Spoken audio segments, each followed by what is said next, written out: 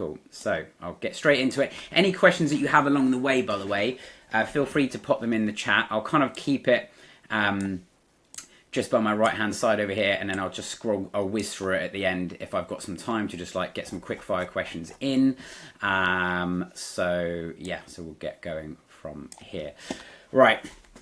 So essentially what I want to show you today is I know that basically fat loss gets a lot harder after 30, even harder after 40, even harder after 50, because it's one of my most common questions that I get in my DMs every single day on Instagram and Facebook, right?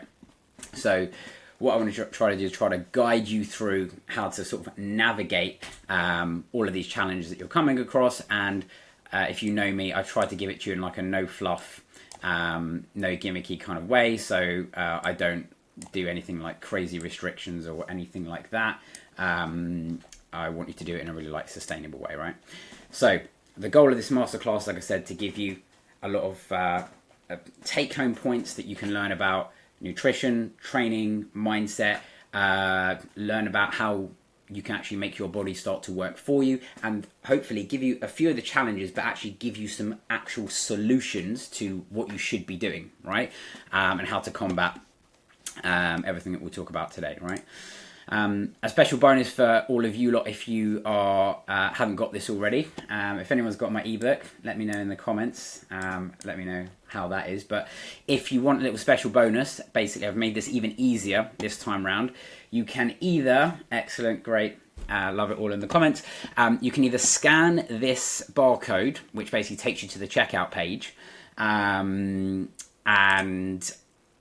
when you get there, you can basically just type in the word magic into the coupon code, and it will basically give you a big nice discount if you want to grab it. It's basically got like all of my recipes in one place, MyFitnessPal scanned straight into the diary. It will give you all the portions and all that kind of stuff. Don't worry, everyone who's saying that you love it, there's a second one coming out later this year. I'm working on it, right?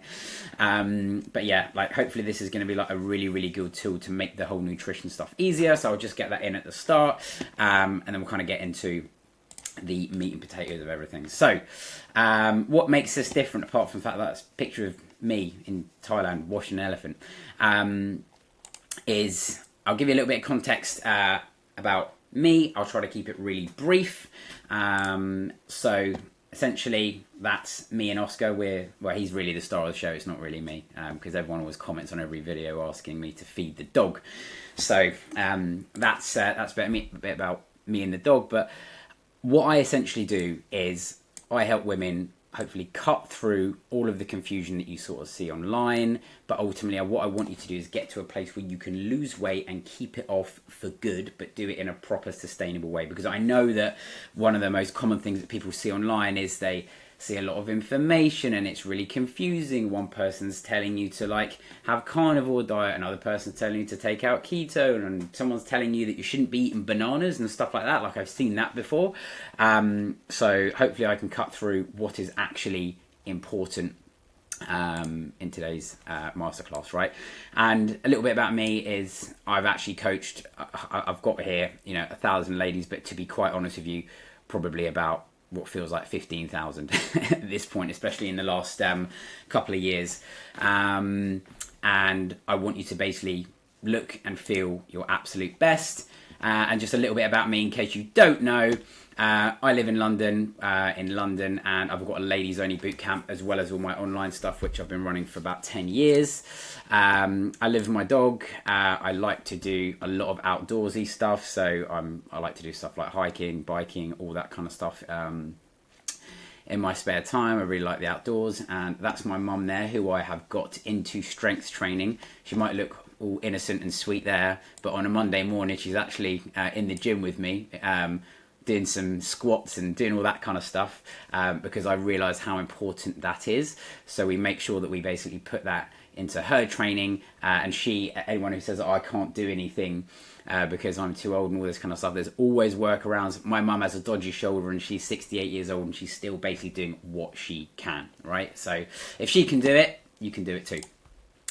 So let's get basically straight into the actual topics. Now, the reality right, is that even for myself included, even I can feel this. I'm 36, right? I'm going to be 37 in a few months, right?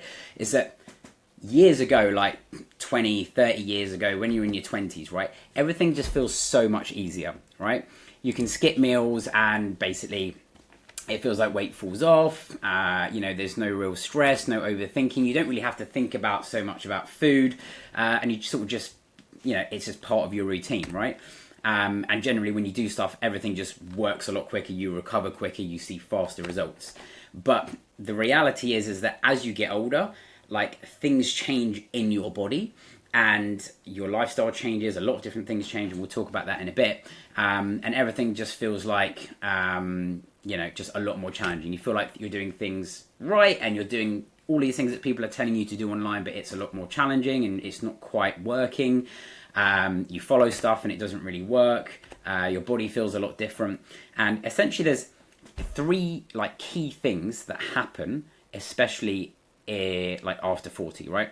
Is that for sure your hormones shift. So that is definitely a reason, right? Which is typically, in and around that menopause period for a lot of ladies. Your lifestyle will change, right? Which is a very overlooked thing. People always go straight to hormones and straight to like age, it's definitely a thing. But as you'll see today, like lifestyle plays like such a big factor. And then the big one as well is that people lose muscle as they age because they don't keep up strength training or don't do strength training. I think I mentioned that in a video that I popped up today. And that year on year just causes things to get a little bit harder, and then you lose the extra calories that you were burning when you were younger from having muscle, and then you also move worse. And it's just like a car. If you don't look after it and you don't use it, you lose it, right? And that's why I would say if you're not moving forward or taking steps to try to be better, you're moving backwards. It just is the way it is, right?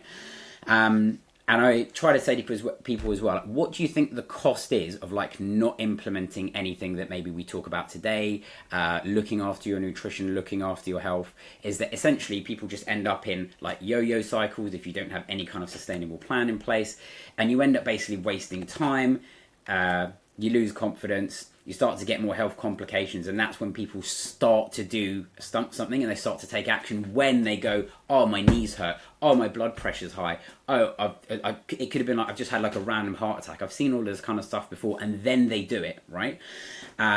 Whereas prevention is the best cure. I can't stress that like enough, right? And essentially, I don't want you to miss out on life. I want you to like enjoy life. I want people to not just have a long life, but to have like a life of like longevity and high quality. Like there's quality of life, and then there's like there's like quality, it's quality of life, and then there's like the quality of your years. So when you get in particular to like 50, 60, 70, you want to be like moving and operating in a way where your body is like serving you and everything is working as best as you can, so you're not basically playing catch up for the rest of your life, right? So we'll go through basically 5 things today, which are the most important things. And I'll reveal these to you like one by one. This is just like a little snippet for you. And all of these, you have to connect all of these together in order to see like, results. Like one thing will give you a little bit of results, but ultimately you need to put everything together in order to make it last and actually make it more of a habit, right? So the first thing that we'll chat about is your metabolism, which is like a real thing. And essentially there's 3 main changes that happen as you are getting older, right? You lose muscle, right? And that is part of your metabolism, right? You have these massive changes in lifestyle shifts and the hormone side of things, right? So these are like the 3 main things. And essentially the way that this actually looks is when it comes to the muscle element is you are essentially losing 3 to 8% of your muscle every single year, right? If you do nothing. Like if you do nothing, like no strength training, no nothing, you basically regress even quicker, okay? And sarcopenia is basically just a fancy word for muscle loss, right, as you get older, right? So that's kind of like one thing. So we want to think about that when it comes to the muscle. your bone density, which is super important. That's the structure of your skeleton and your bones and all that kind of stuff, right? Decreases 1 to 2% yearly. And again, the good news about all of this stuff is that you can take actions on everything that I'm going to tell you today to basically either improve these things or like flatline these things so that you're never getting worse, right? Because your bone density gets worse every year. But if you do strength training, for example, right, that is basically going to mean that you basically won't lose and you can just maintain where you're at, which is what you want, right? You don't want to be like old and brittle at like 50, right? And essentially by the time most people get to about the age of 60, what you will find is that they'll have 30% less muscle. And you know what that actually means in real terms? It's like those 200 calories that that extra muscle was burning, you're now just not using every single day, right? So that's pretty much why the muscle equation is like so important.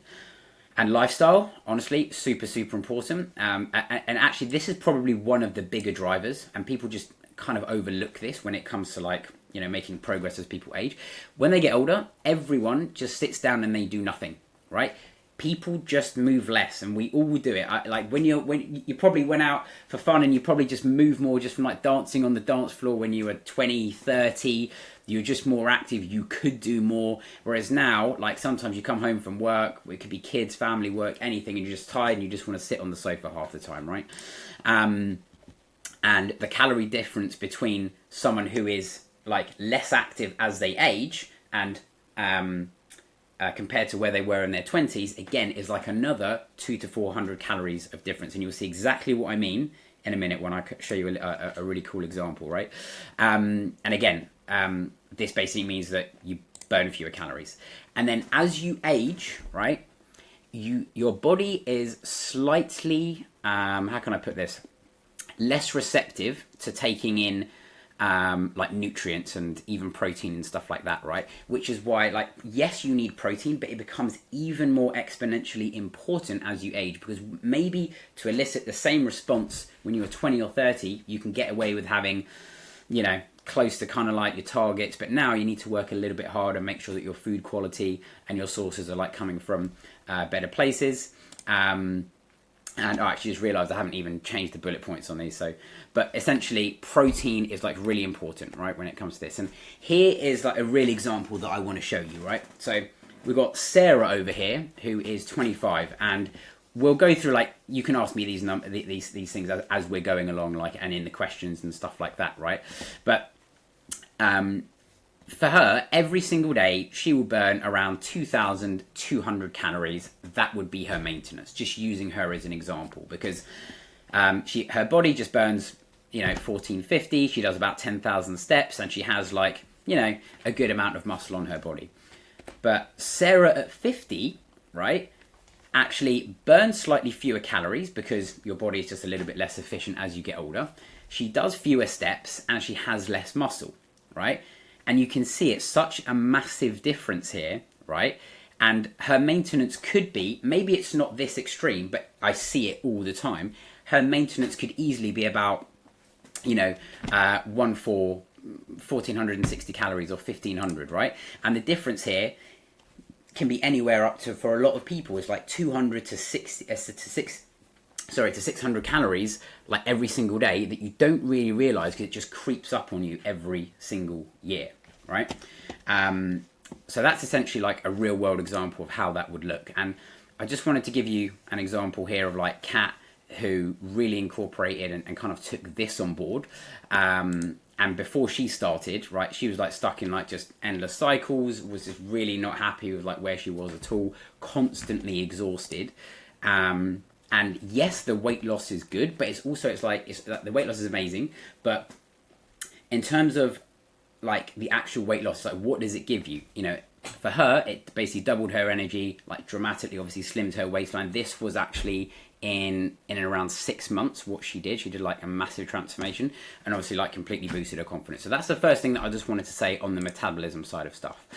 And now a lot of you are probably going to be locked in because you want to hear all about the nutrition side of stuff. And here's where things start to get like really interesting. So first thing that I don't want people to do, right, is when it comes to nutrition, is if you can avoid following diets, that would be ideal. Anything that has a name to it, I'm always skeptical. And anything that tells you that you absolutely should never do something when following it, right, you might want to think twice. Generally, for most people, you should never be on anything that is sub 1,000 calories, because if you can't maintain it for longer than 4 weeks, why are you on it at all? I know that like a lot of people come to me and they have done shakes, or sometimes go through a period of like detoxing and stuff like that. The problem with that is that that's not really like a sustainable solution for like the long term. You don't need to restrict the foods that you enjoy. Yes, I show you lots of whole foods and stuff like that on my channel, but you do not need to restrict absolutely everything. There's no foods that is technically off limits. And the big one, you don't need to say no to social events. I'll show you how we can integrate this into like everyday life, right? And essentially you've got 4 pillars when it comes to nutrition that you need to basically get right, okay? Is you need to control and basically get your calories in check, number 1.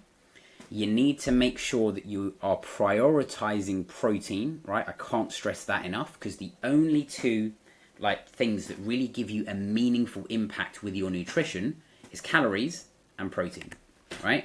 You need to make sure also that you're getting in enough fiber, which is great for your gut. We'll talk about that in a minute, and helping keeping you full. And then perhaps even the most important one is you need something that gives you you need a system or a way of eating, could be anything, that basically fits into your lifestyle. That is like the most important thing. If you can't adhere to it long term, you shouldn't really be doing it, in my opinion, right? So first thing, calories. We hear that probably probably the number 1 word you hear on my channel: calories, calories, calories. 300 calories of this, 200 calories of that, right? All diets do the same thing. Remember, right, that they all make you restrict food in one way or another by usually removing food groups, okay? And calories are just basically essentially broken up into protein, carbs, and fats, and it's the total of those 3 that give you the calorie number, right? And the goal, I would like to actually kind of make this clear, is that, you know, I'm all about like tracking calories, and I'm all about like being aware and all that kind of stuff. But the goal, especially for most people when you're like tracking calories, especially if it's your first time, is the goal is to become aware of what you are doing, right? And to improve your insight and almost like make you better in the everyday life. And the only way to do that is to actually track calories, right? The goal isn't to track, you know, 1,322 calories for life, right? The goal is to really get an idea, right? Okay, right, this is what a plate that I should be eating with the right amount of protein should look like. All of that kind of stuff, right? And when it comes to calories, right, a calorie from a strawberry, a calorie from orange juice, a calorie from a chocolate bar, a calorie from a chicken breast is all the same. However, they don't all make you feel the same, and some of them are better for you than others, right? Which is why I say you can lose weight having 1,300 calories of crap food, but you are going to feel rubbish doing it. You're not going to nourish your body, right? So in terms of calorie for calorie, yes, it works, but you need to include the other components to make sure that you are serving your body and fueling your body like correctly, right? And people always ask me what actually counts when it comes to nutrition, right? Sauces, oils, condiments, right? Even vegetables and fruits. Just to go back one, this is where the reason you see me put so many oils and olive oil, butter, and fats and stuff like that is because the one place that calories creep into people's diet that they never realize is always fats, and that's why you see me highlight that like a lot. You should track your fruits and vegetables, in my opinion, right? Some people will be like, yeah, it's like completely free. However, for most people, they will be eating somewhere between 150 to 300 calories of fruit and veg in a day. And the goal, again, is just to be aware of that, right? I think you should include as much of it as you possibly can, but just something to think about there. Sometimes people's supplements, they don't realize that's where, like, you know, calories can come from there. Even stuff like fish oil tablet. Someone was telling me about like a collagen tablet that they were taking the other week, and they were like, oh my god, I didn't realize that it actually had like an extra 40 calories in it, and you have to just watch out for all that kind of stuff. And for sure, all healthy food. Okay, so anything that is like salmon, avocado, eggs, should you eat as much of it as you can, include it into your diet? Absolutely. Should you also be aware of how much and the portion sizes of those things? 100%, right? And a lot of you are going to ask me this, because this is one of my most commonly asked questions, right? Is how do I know what calories I need to lose weight? Okay.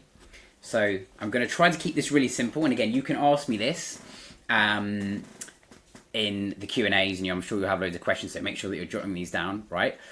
I've just given you an example here, but essentially you just need 4 things. You need to know what your BMR is, which is basically how much your body burns doing absolutely nothing. I usually assign a number, the thermic effect of food, which is a fancy way of saying the digestion of food, right? The steps that you do in a day, and how much you burn from your workouts. These are the only 4 things that you need. I'll be sending you like a little calculator on Tuesday morning, all right, where you can actually plug all of this in and hopefully find this really helpful. But just to give you an example, what that would look like is, let's just say someone had a BMR of, I should have picked like more round numbers here, but this was actually straight off someone's, one of my clients' onboarding forms. This number, which is, like I said, how much it just costs you just to exist sitting on the sofa at your age, your weight, and your height, and then you add onto that the digestion of food, the calories that you burn from steps, and for her that was 1900. So 1900 would have been the amount of calories it costs, let's just call her Susie, to remain at, let's just say, 70 kilograms or 150 pounds, something like that, right? And typically, a really good target calorie to aim for your deficit is going to be, the sweet spot is nearly always 20 to 25%, depending on the individual and like how hungry you are and all that kind of stuff. And the more whole foods that you can eat, right, the easier it is to stick to your deficit. That's why you see me talk about all of this kind of stuff so much, right? And oftentimes, the more whole foods that you eat, right, what else was I going to say? The easier it is, and usually you can get away with like a slightly larger deficit, right? If you're putting in 2 glasses of wine a day and you're fitting into that like a bar of chocolate, you can, but you probably have to have a trade-off of like a slightly lower number, because it's quite hard to stick to, right? Important. You hear this as well, protein, right? And I think someone was asking me in the chat as well about protein for veggies, all that kind of stuff, right? The best sources of protein, right, which I said is the most important thing. You focus on calories, and if there's anything else you take away from today, protein. Calories, protein. These are the only 2 things you really need. Forget about the carbs, forget about the fats, okay?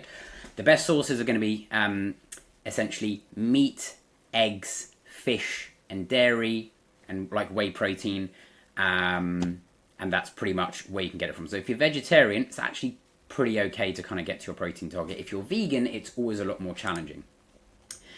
For most of you, really simply, you will need about 1 gram per pound of your target body weight, right? And I'm going to make this even easier for you, because I want you to, I really want to like get the idea of like getting the main take home points here, right? For most women, that is around 100 to 150 grams per day, all right? We won't go too much into like, what that actually might look like and all that kind of stuff, right? But if you can aim to basically get 30 grams of protein with each meal, then you're pretty much good to go. And when you build if you use anything from my ebook, it's all done for you. Easy peasy, right? You know that every single serving, whether you half it, you triple it, you make it for your hubby, you make it for your kids, right? You're getting the right ratio of like nutrients, fiber, protein, all that kind of stuff, right? Someone asked me in the chat, are all protein powders nutritionally equal? Short answer, if you get whey protein, like as a standard product, most of them will be similar, but they're not all the same. We can talk about that like a bit later. But when you build your plate out of food, start with protein first. Like put the chicken if you're tracking, put the chicken into the diary first. If you're making your eggs in the morning, you're going to put the eggs on the plate first, right? And then you're going to build the meal around it. That's the easy way to do it, right? To try to get into these habits if you're not doing them already. And just to give you an idea of like the benefit of having more protein, right, is for someone having 50 grams of protein per day, which is the most common number that I come across, right, with anyone new who's not tracking. And if you were able to bump that to, let's just say 150 grams of protein a day, you will burn, okay, an extra like 100 calories a day. And that might not sound like a lot, but you get that for free just by being aware of your food. And to put that into context, that every single month in red right there is actually the equivalent to a pound of fat loss. So if you changed nothing and you just went, I'm going to include more protein in my diet and be mindful of these amounts, right, you can get a free hit easily just like that. And that's just one lever to pull, right? And also protein will help you pretty much out of most food groups and most macronutrients like carbs, fats and proteins. Protein is the most satiating. So the more protein you get, the less hungry you are. I'm sure some people would attest to that. And yeah, like if you've ever like gone from like tracking your protein and actually putting it on your plate, you're like, do you know what, I feel much fuller, right? So that's why it's like super important, right? We'll talk about fiber in a minute. Is there anything else I wanted to touch on the protein? Yeah, that's essentially how important protein is for fat loss. And again, if you hit those targets, you are putting yourself in a muscle building environment, if that makes sense, right? You want as much muscle and strength as you possibly can, right? Someone asked me, is there such a thing as too many eggs? Short answer, absolutely not. Short answer, right? Unless you're having like 8 eggs, loads of butter and all that kind of stuff, like don't worry about it, right? And someone said, so if I eat more protein, I just burn more calories for free. Yes, that is how it works, right? 100 calories might not seem like a lot, but again, you extrapolate that over 6 months, that's you're burning, you're basically losing another 6 pounds of just fat, just changing protein. And here's a really good ballpark way to think about it, right? Is for every calorie, right, that goes in, right, the amount of calories that you have from protein, right, a quarter is just burned off. So you're only left with 75% of what goes in. It's not a bad deal. When you put fats into the equation, not saying fats are bad, your body is really efficient at turning fat into fat, right? And that's where most of the fat in your body is actually accumulated. It's actually through dietary fat. Now, fiber. You need fiber because it basically helps keep you really full, okay? And not minutes like processed food. We've all had it before. You sit there and you have a few bites of Haribo, right? Which is the most extreme example, but actually a really common example. And you know what you find? I'm bloody starving. I want to eat the pack. Who goes in there and has one block of chocolate? No one. You're a psychopath if you do that, right? If you open up a bag of chocolate, you're having about 6 of those cubes, right? So you absolutely need to make sure that you're getting in enough fiber to keep you full, right? That will help give you that stable energy, okay? I can't stress that enough, right? So the more fiber you include, again, which is in whole foods, right? Helps give you, it will make you just feel just really clean energy, no ups and downs. So the more of that you can include, the better, okay? And you absolutely need it, in short, for your gut health, and it's really, really good for your gut bacteria and all that kind of stuff, right? So super important there. And the 2 things that you want to do here with a simple rule with fiber, 20 to 35 grams, right? But really, to be honest with you, it should actually read 20 to 25 grams, okay? 20 to 25 grams, and I'm going to make this even easier for you because you know me, I like to show and not tell, okay?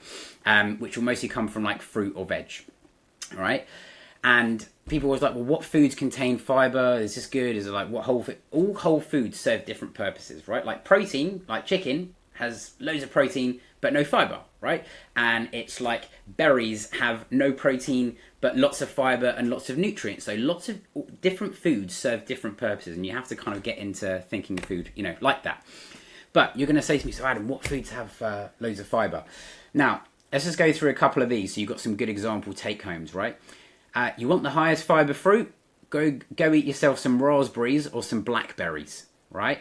You will get an unbelievably low-calorie, high-fibre food, and a handful of raspberries has like, which is like, I don't know, like 50 calories, has like more fibre than like 200 or a quarter a kilo of brown bread. That's how like easy it can be to just get your fibre in, right?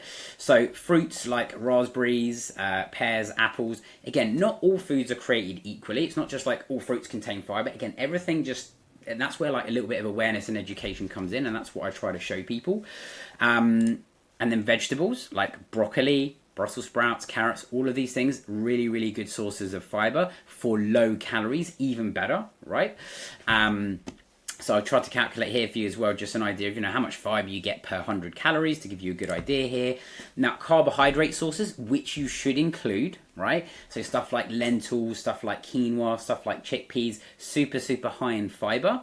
And that doesn't mean that you can't have things like white pasta, white bread, because it's about the meal as a whole, okay? And try to think about it like that when you're building things out. So it's not like, okay, chickpeas and quinoa only have fibre and like white pasta doesn't have it. No, you can get all of your fibre and more by going like white rice and pasta, like I show you in my videos, and getting the fibre from all of your vegetables, from your fruits in a day. Everything is serving you like in different purposes, right? And then in terms of seeds and nuts, like chia seeds and flax seeds are really amazing, as well for like fibre and omega-3s and even protein and stuff like that. But for the context of fibre, here's some really good examples. And again, hopefully that gives you something to think about in terms of like, okay, fibre, maybe didn't really think about that too much because it's not all just calories and protein, right?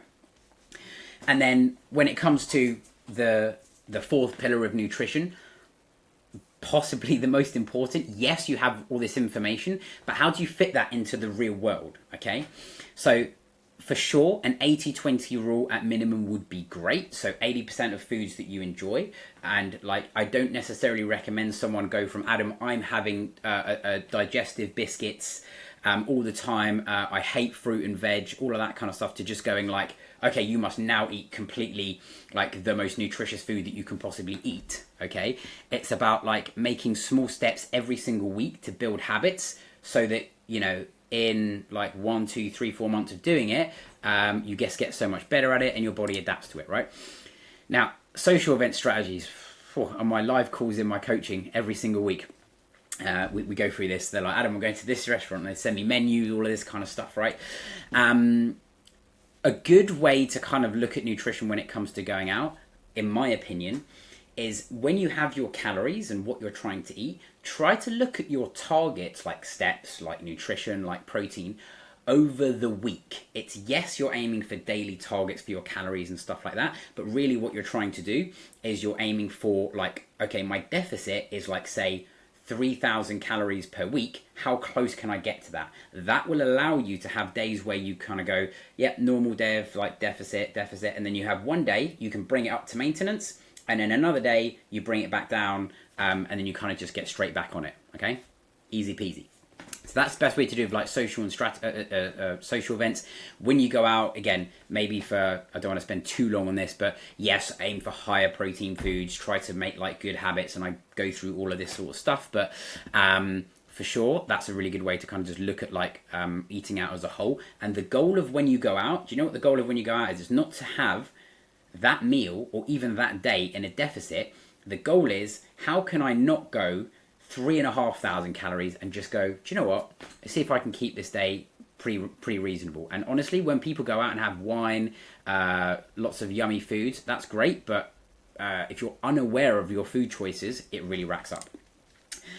Eating on the go, just a real thing here, real simple thing here, is if you can include like 30 grams of protein, right, for every 400 calories, right?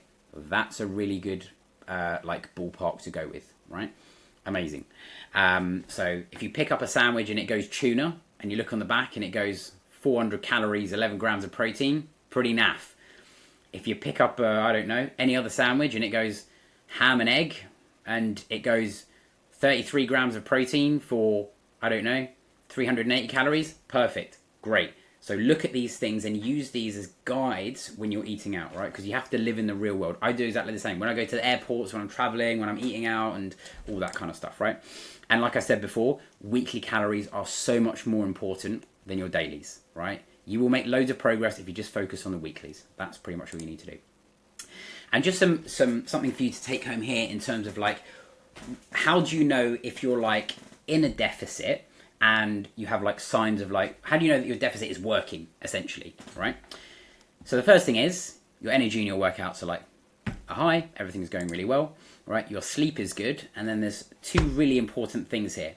When you are in your calorie deficit, okay, you want to make sure that firstly, your hunger is not like overwhelming. If you're like, I am starving every single day, you're probably too low, right? You need to make sure that you are able to adhere to it pretty well. Like you're going to have ups and downs, that's completely fine.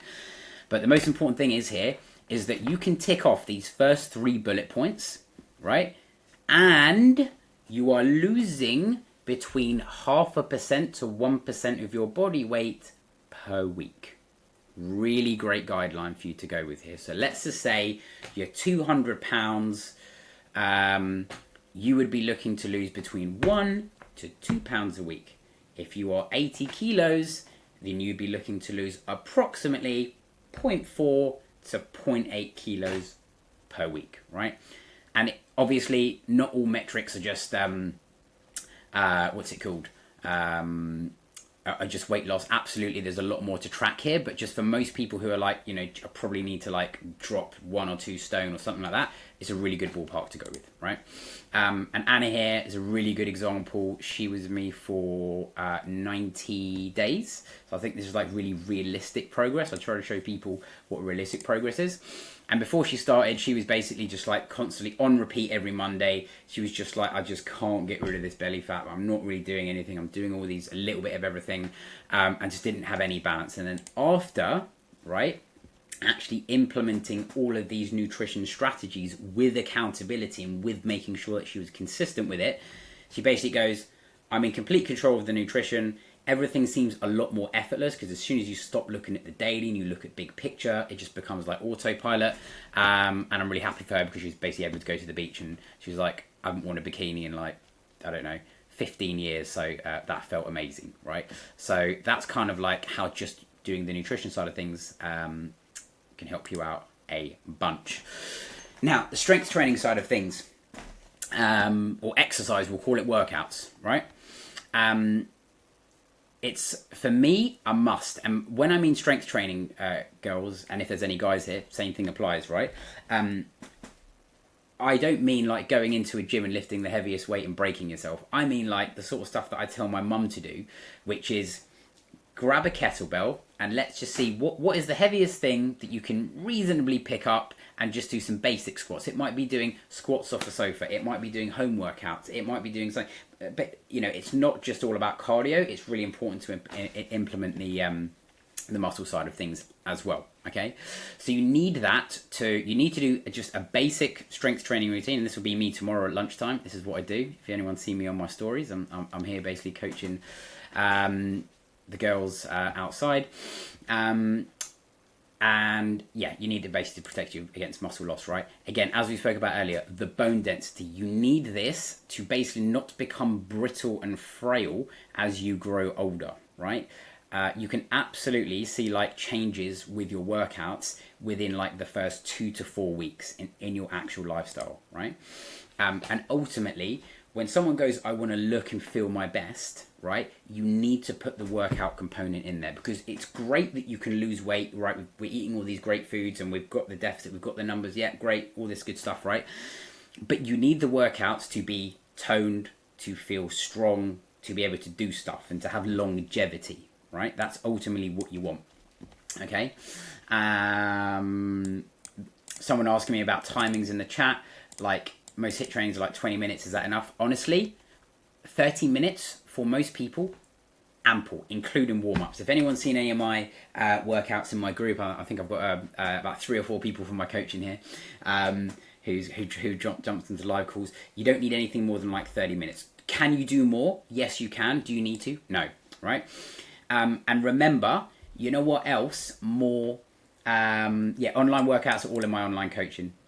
So I'll let you know about that a little bit later. But another thing, think about this as well. You know, when you have more muscle on your body, you burn more calories for free, doing nothing, right? You sit on the sofa watching Netflix because you've been doing more strength training over the last half year. You've built up some muscle and strength, and you're sitting on the sofa watching Netflix, just burning an extra 50 calories, doing absolutely nothing, right? Sounds like a good deal to me. So that's why it's like super, super important, right? And the mental barriers that I hear all the time is, I don't really know what I'm doing. I feel like I'm just too old. Like, something I should have done in my 20s. Big one, I don't have time. You don't need 6 workouts a week. If anything, it's probably a detriment. And then the other one is, am I going to get too bulky, right? No, the short answer is absolutely not. It's just, if you ever got to getting too bulky, it would be like a first world problem. You'd be like, oh my God, I'm burning so many calories for free. I'm so toned, right? It's not something you ever have to worry about. Something like 3 30-minute workouts a week is all you need, like just doing the basics, right?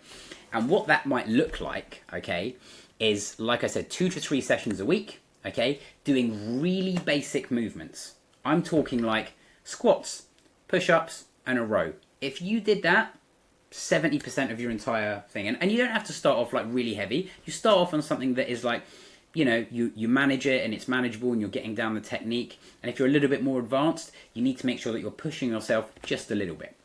So progressive overload is just a fancy word for basically saying, just do a little bit more every single week. So the other thing that you could do with your workouts is, if you're doing, say, 2 to 3 sessions a week and you're doing the correct exercises, great. The other part of the puzzle when it comes to the workouts is, if you're like, well, I'm not really seeing that many results, the thing that you need to do is you need to increase the difficulty. And that could be like, you start off a plank with 30 seconds. Next week, you do 35. You did 10 kilos with some squats for 10 reps, and maybe next week you do 11 or 12. It's as simple as that. You don't need to overcomplicate it. You will start to see change, because as soon as you give your body a reason to build muscle and do all the right things, it's going to do it, right? And honestly, 30 to 45 minutes tops, like, of actual workouts is all you need to see results. I promise you, you don't need to do anything more than that, right? You can get like 90% of the results just by doing 3 30-minute sessions a week. And people always ask me, strength versus cardio, how does that work? The short answer is, you need cardio for building heart health and fitness, but you need the strength for the longevity, right? And to see more definition, right? And to function better. And the cardio is more for like fitness and maybe a bit of extra calorie burn if you want it, right? But if you can include a little bit of both, great, but don't neglect the strength, okay? And this is Jenny. She's a good example as well, where she just focused a lot more on, like, I don't need to lose tons of weight over like 90 days. And she dropped, like, I say only 13 pounds, but she was like, I feel like I've lost like 1.5 stone, right? Or even more. But before, again, she sort of, I feel a bit bloated, I just don't really feel myself, feel lethargic. But actually, after implementing some really basic, like, training principles, okay, you basically she's like, I'm a lot more shaped, just training 3 times a week, and obviously like 10 times more confident with what she was wearing. And I always try to get my clients to take pictures. They don't have to put them online or anything like that, right? But it makes things a lot more real, right? And people always start my program and they're like, oh, I wish I took pictures when I first started, because they forget, right? Don't do that if you're going to start something, right? If you do it properly. Now, the last 2 bits are kind of like interconnected, and it's the mindset and the consistency part of it. And this is the bit where, like, it's great having all of the knowledge. Great, this is what I need to know about my metabolism, my nutrition, and my training. But where the mindset comes in, right, is where most people fail and most diets fail, right? Because you need a plan, and you need to make sure that you are you have the right frame of mind going into something, because you need to do that basically to be successful. You need to know what your why is, okay? You should not be doing something, by the way, because Susie next door or your mates are all doing something and you think it'll be fun to lose a pound or two, or you want to do it right. You need to have a strong reason. You need to be like, do you know what? I need to train because I want to do it for my kids. I want to be a good role model. I want to actually just have the last 20 years, 30 years, 40 years of my life, right? Like me, where I want to be still being able to do the same things. I want to be hiking, hopefully up these lovely, beautiful mountains and rowing that same boat when I'm like 60, 65, right? So you need to know what your why is. You need to have like a good plan in place for consistency, which is the most important thing. You need to have the discipline, which is basically doing the things and trading things off now for like a future investment. And do you know what that could be? Discipline is as simple as, I'm going to come off this call tonight and I'm going to spend 30 minutes meal prepping, because it will save me 3 hours and mental gymnastics in the week. Make it easy for yourself. You need to get into the routine of having the discipline to trade something off now for just having no plan in place in the future, right? Doing things on the go is like a lot more challenging. And then the big one that you hear me talk about a lot, especially if anyone's in my coaching, is you need the right mindset, and you need to go into things like knowing how to overcome challenges, because the thing that throws people off the most, it's going into something, right? And like they have a misalignment of like expectations, because they're like, right, I'm going to go into this thing and it's going to be great and I'm going to lose all this weight. And then as soon as the challenge hits, it's like, oh crap, social event. Oh crap, like I went off track today. All of these little things, these are real challenges that will happen. They don't have any system in place to overcome that. So you need to make sure you have something built into the plan, right? The plan of the plan, to make sure that you can get past these things, right? And if anyone's seen me talk about these things before, when it comes to like the emotional cycle of change, this is so real, not just in like fitness and diets and stuff, but it's actually true in like any endeavor in life, right? So I'll take you through these 5 stages and let me know if you think any of these like resonate with you, right? But like stage 1 is essentially where people start something and they have like what is called uninformed optimism, where they go into it and they're like, yeah, I've got this new shiny thing, I'm going to try it, and you see it online, your friends are doing it, and you just go in there, you're not really thinking about, like you go like, all right, it'll be cool to do a marathon. All right, you know what, I'm going to do in this 20 pounds weight loss diet shake program thing, and you're not really thinking about all the things that kind of go with it, right? So that's just where you're in the novelty stage, right? And then stage 2 is where you have the informed pessimism, which is the bit that starts to trip people up. Yeah, the valley of despair, Amanda was saying. Yeah, sounds like a horrible place to be. Hopefully I can get you out of that and get you into stage 4 and 5.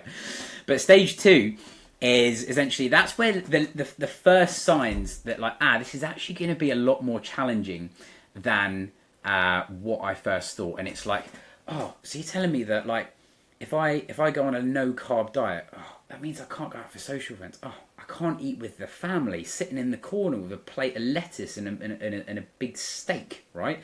And nothing else, right? And then you realise, I can't do this forever. So it's like when that realisation creeps in that these challenges are real. And unfortunately, as Amanda was saying, stage 3, valley of despair, that's basically where like everyone gets to, and 90% of diets basically fail. It's the same thing with everything that people do. It could be like business startups, it's stuff like diets, it's stuff like fitness challenges, marathons, all of this kind of stuff. And do you know what they do? They get to the point and they're like, no, do you know what, I've had enough, I'm not doing this anymore, shove this is taking too much energy drain out of my life, right?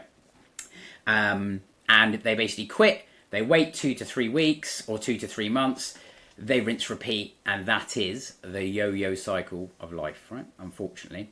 And the way to get around it is, like I said, like the way to get out of stage 3, to be that 10%, and to kind of get into that, like, okay, I can actually see this working, is you have a plan in place, right? And we'll talk about, and I've got like another slide with like some take-home points of all of this, right?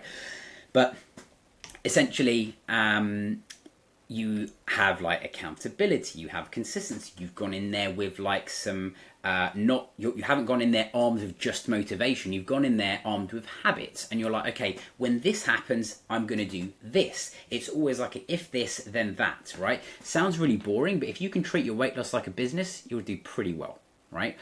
And then stage 5 is essentially where you make it into a lifelong habit and you're not even thinking about it, and it all just becomes effortless. And you're like, you know what, I'm not on this diet anymore. I'm not like running a marathon because like I feel like I have to or something. You do it because you enjoy it, and then it becomes part of your lifestyle. It means it's healthy for you. It's great, all that kind of stuff. And I always relate, if anyone ever talks to me personally, I relate a lot of things to business as well. You know, it's that point where like, you know, you're not just working in the business for the rest of your life and you feel like, you know, it's something that is not serving you. This is the point where basically everything becomes habit and people start to notice it, right? Cool. So that's mindset stuff, and just some mindset shifts over here. It's like I said, you need to expect challenges and you need to build them in, right? You know, when I got Oscar for the first time, right, I actually used this. I'm not even joking, right? I went in there and I went, do you know what? My next 6 months are going to be hell. He's going to poo on my sofa. He's going to poo on my pillow. He's going to bark all night. I went in there with like the worst expectations, because if I actually built them into the program and built them into the actual process, it will make it a lot easier. If I went in there and I went, oh, great, I've got this puppy. He's never going to poop in the house. He's going to be an absolute angel, right? Then it would have been a lot more challenging. So that's the best way to like build a little bit of mental resilience, right? So go in there, expect whatever those challenges are for you, and embed them into the plan. Always think of weekly wins rather than daily perfections.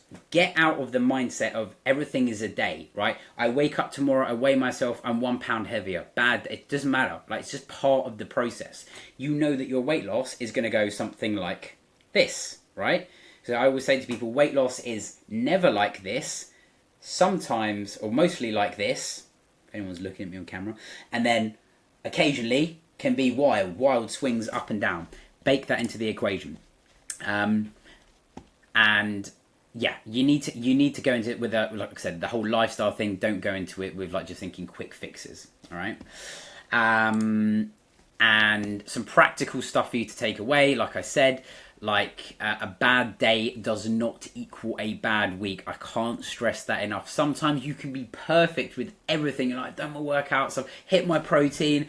This week I gained a pound or I didn't lose. Don't worry about it, right? It's absolutely fine. Like, generally speaking, in terms of progress, some people I can see asking me this in the comments. They're like, how long to see results? If you need to wait at least 2 to 3 weeks before you make any changes. I can't stress this enough. Don't go into it going, oh, 1 week, no change, right? It must not work. It doesn't work like that, right? You need to be consistent. If you are like at week 4 and you've tracked everything and you think that everything is going right, and you're not seeing results, then we can look at what I would do is I'd look at someone's numbers, I'd deep dive into like what they're actually doing, and then you can always find out where the actual problem is.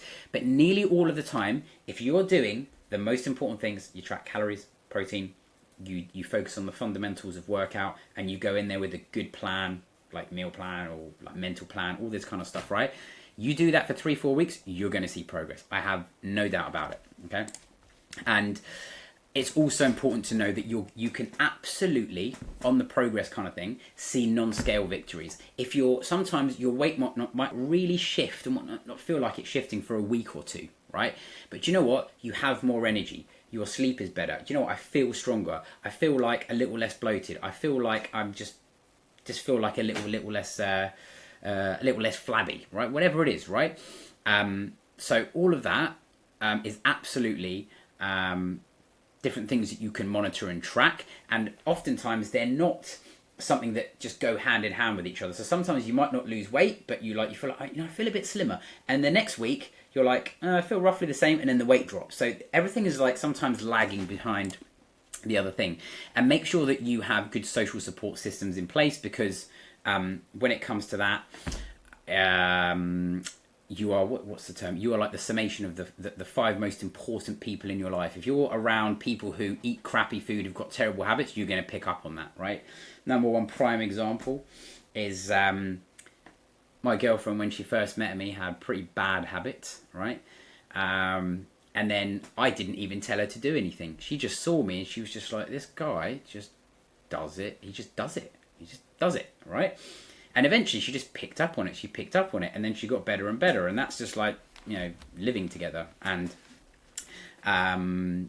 just going through a process like that. So that's like one thing. But, like in my private group, we do like lots of live calls and stuff. There's lots of stuff that goes on, right?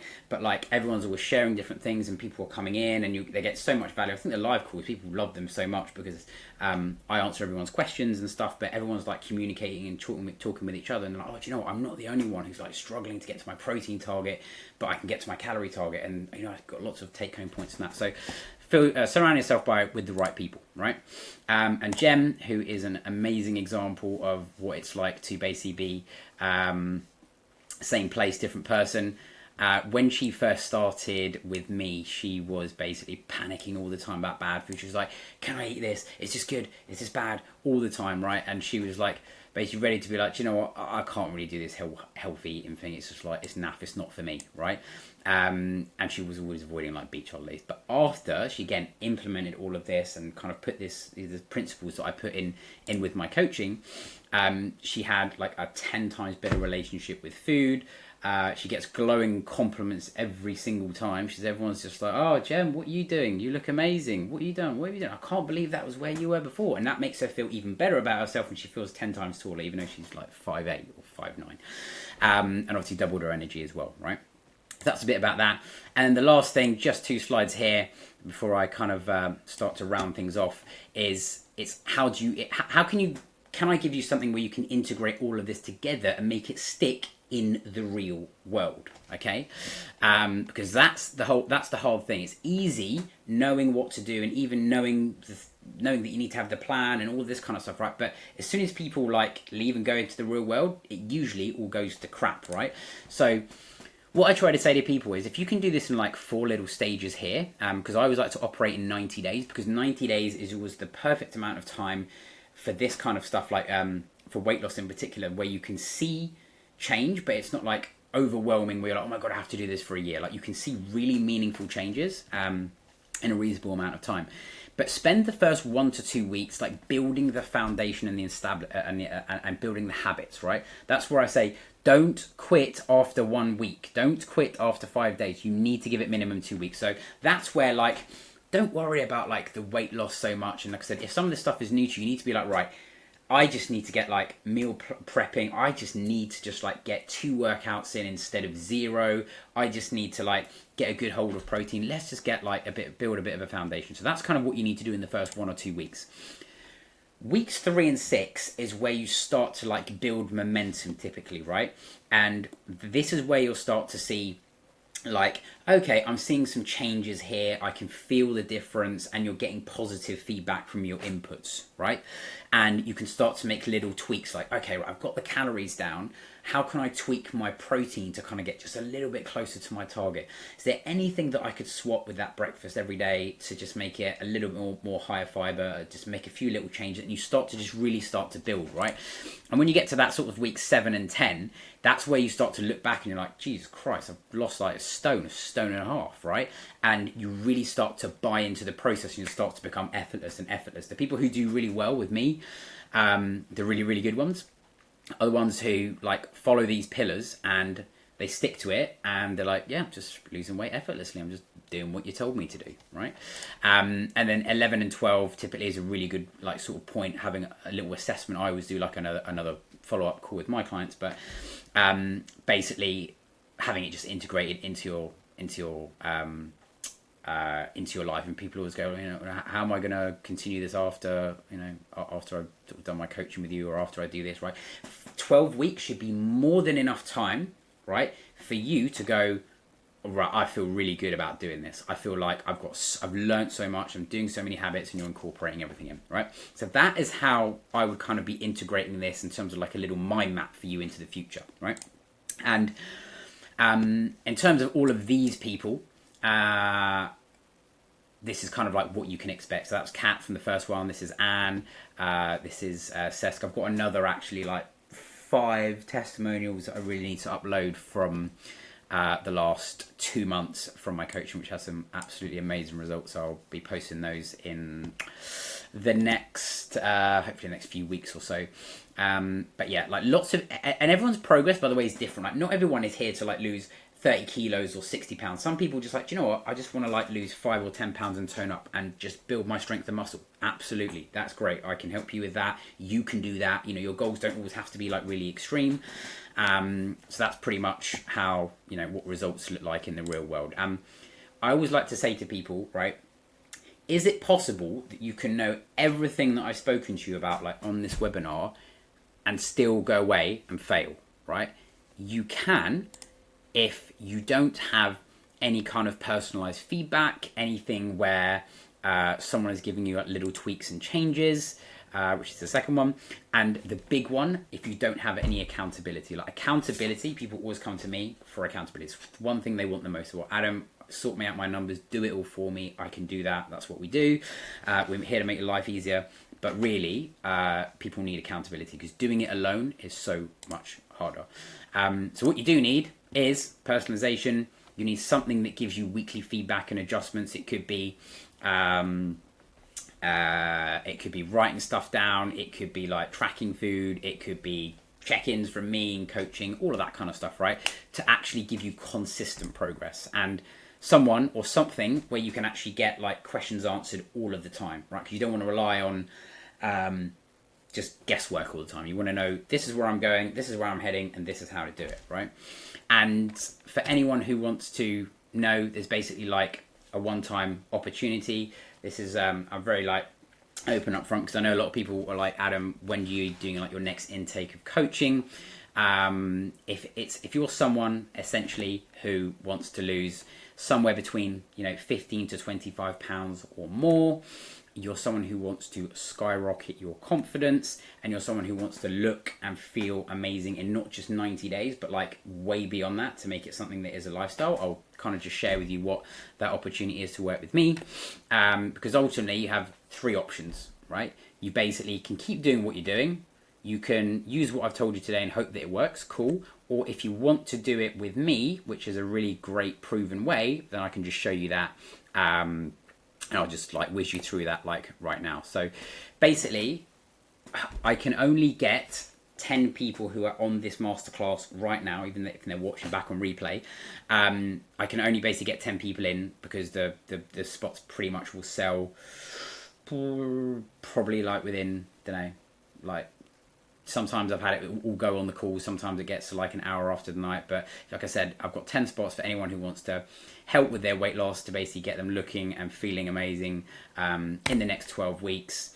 And the way that I do this, okay, is essentially do it as a case study program. And I'll show you exactly what is involved now if you think it's like something that could really help you out. Because the way that we do it is I make it a win for you and a win for me by basically we get really, really great testimonials, and what you get out of it is basically like a massively discounted rate and a lot of extras, right? So what you get when you actually come on the program with me, because everyone always asks, right?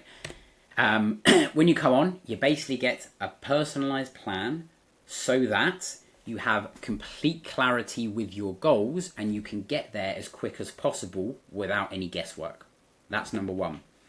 You also get weekly check-ins, okay, with, it's only me and Amy who do it, right? So when you come in, by the way, you are going to get access to me and you're going to see a lot of me, and you'll also see Amy, who is amazing. She's been with me for 5 years.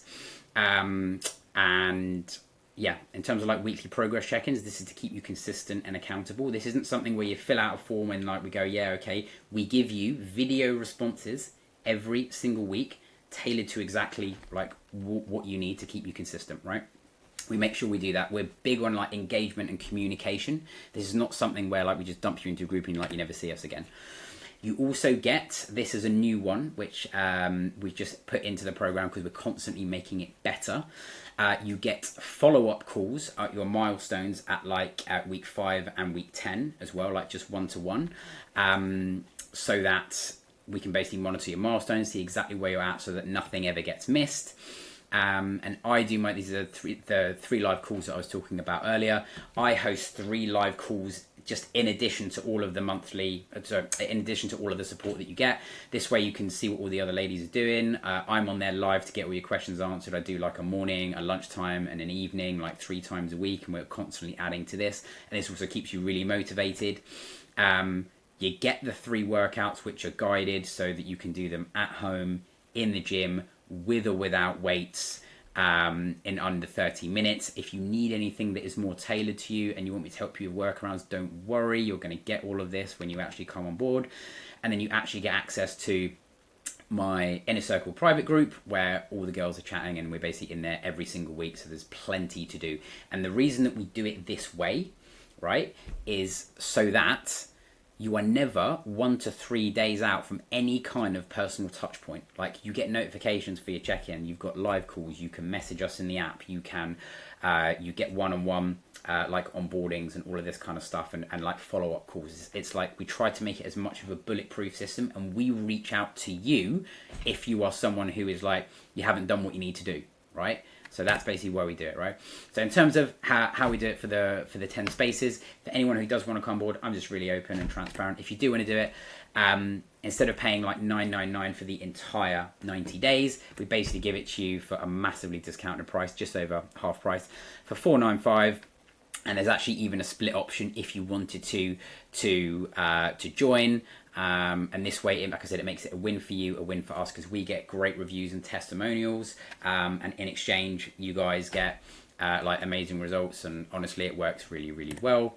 And the last 3 things that you get before I open up to Q&As is, when you do your starting call, you will not be sent a sheet of paper, you will have a 20-minute call with us, okay? And we go through everything one by one. So we greet you. Everything that we do is to make you adhere to everything and build habits and make it like a long-term thing, all right? So that way we can build something that's super specific to you. So the first thing you do when you come off, whenever anyone signs up, you book your first call, and you'll be chatting to either like Amy or I. And then you also get access to all of my meal plans, all of my recipe books, which are in my app. So that's obviously all included as an extra bonus for anyone who does the case study program. And then the last really important one is, people are like, Adam, can I message you on the program? Absolutely. If you're someone who wants to... you want to ask us questions and stuff every single day, you have us here. You have a direct line, right? So you don't have to message me on Instagram and go, what's my macros? What's my calories? I get like 1,000 questions every single day. Over here, you basically get to message us whenever you want, and we always respond. We check these like usually 2-3 times daily, right? And if we feel that we ever need to help you a little bit more and give you extra support, we will do that. And then we also say to people, if you come in, we always say to you, like, we want you to be absolutely happy. So we even give you like 14 days. You'll see it on the checkout as well, so that to make sure that we deliver on what we say we were going to do, and I'm not just some random guy on the internet, which I'm not. And then, yeah, you're like super happy with everything. So this way, it's a win-win for everyone. So we kind of make it hopefully pretty risk-free for you if you want to do it. So that's pretty much everything. And if you did want in for that, before I open up to Q&As, is you can do 2 things. You can message me, ideally WhatsApp. I think you've got a message that says WhatsApp. Just message me anywhere with the word interested, and I'll send you the magic link, okay? Or you can just sign up here. If you scan this QR code on your screen, it basically takes you to everything, and it's like me walking you through what's included. It's everything that I've already mentioned. So if you take that, that'll take you straight to my coaching, and you'll be like, you know, pretty much good to go, and you can grab a space. Honestly, once they are gone, they are gone. I can only run this once a month. I don't have like the capacity to do it, and we want to try to keep the quality of the coaching high so that we can keep giving you all this personalized feedback. So I will leave that up over there, and then what I will do is I will now open it up to you lot for questions. Let me have a look. Let me just make my screen big and wide over there. Okay, so now I need to do the fun bit of how do I get you lot? I'll let you lot unmute yourselves. I always go through you lot first before I go through any questions in the chat. You don't need me to do that. So just gonna do 1 second. Participants. You can unmute yourself. So I'm just gonna, if you've got any questions, just do a little like hand raise. How do I do that? I can't remember how I did it. Participants. There we go. I can't remember how to do it. Someone did it earlier, but just you can do a little raise your hand like Sarah or there we go. People are doing it. Fine. There we go. Sure, you've got loads of questions. Excellent.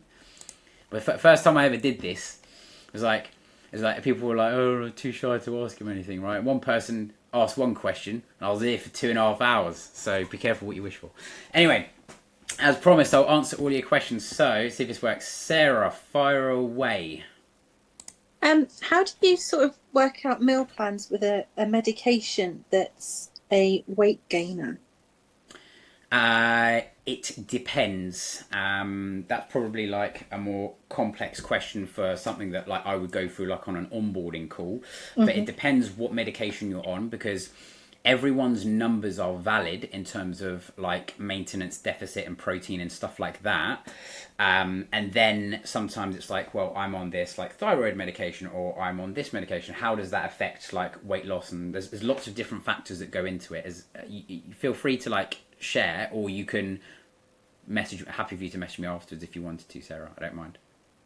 So it's thiopin, which is an antipsychotic. I stick to 1,400 calories. I hit 100 grams of protein a day, and I just go up. Okay. You're going to find... You're still gone? No, sorry, go on, you carry on. No, carry on. Go on, finish what you were going to say. I've spoken to my GP about it, and his answer was to take Senna to counteract it, which obviously is you can't take that for the rest of your life kind of thing. Yeah. You're depending on what medication you are on. The only thing that you can do is that there's always going to have to be like a little bit of trial and error. I.e., let's just say the number that you come to that you're going to start with is, let's make this up, 1,400 calories, and nothing shifting or you're gaining or whatever. You have to just adjust based off of that. Okay. In probably 200 calorie increments, not 100 calories, because you won't be able. That's within like that's. You could make mistakes just by doing 100 calories. So I'd go in 200 calorie increments and see. But for sure, maintain your protein and keep it high. Okay, That's thank you. I say. No worries. Esther, I'm just going to fly across. Go for it. Oh, you need to unmute.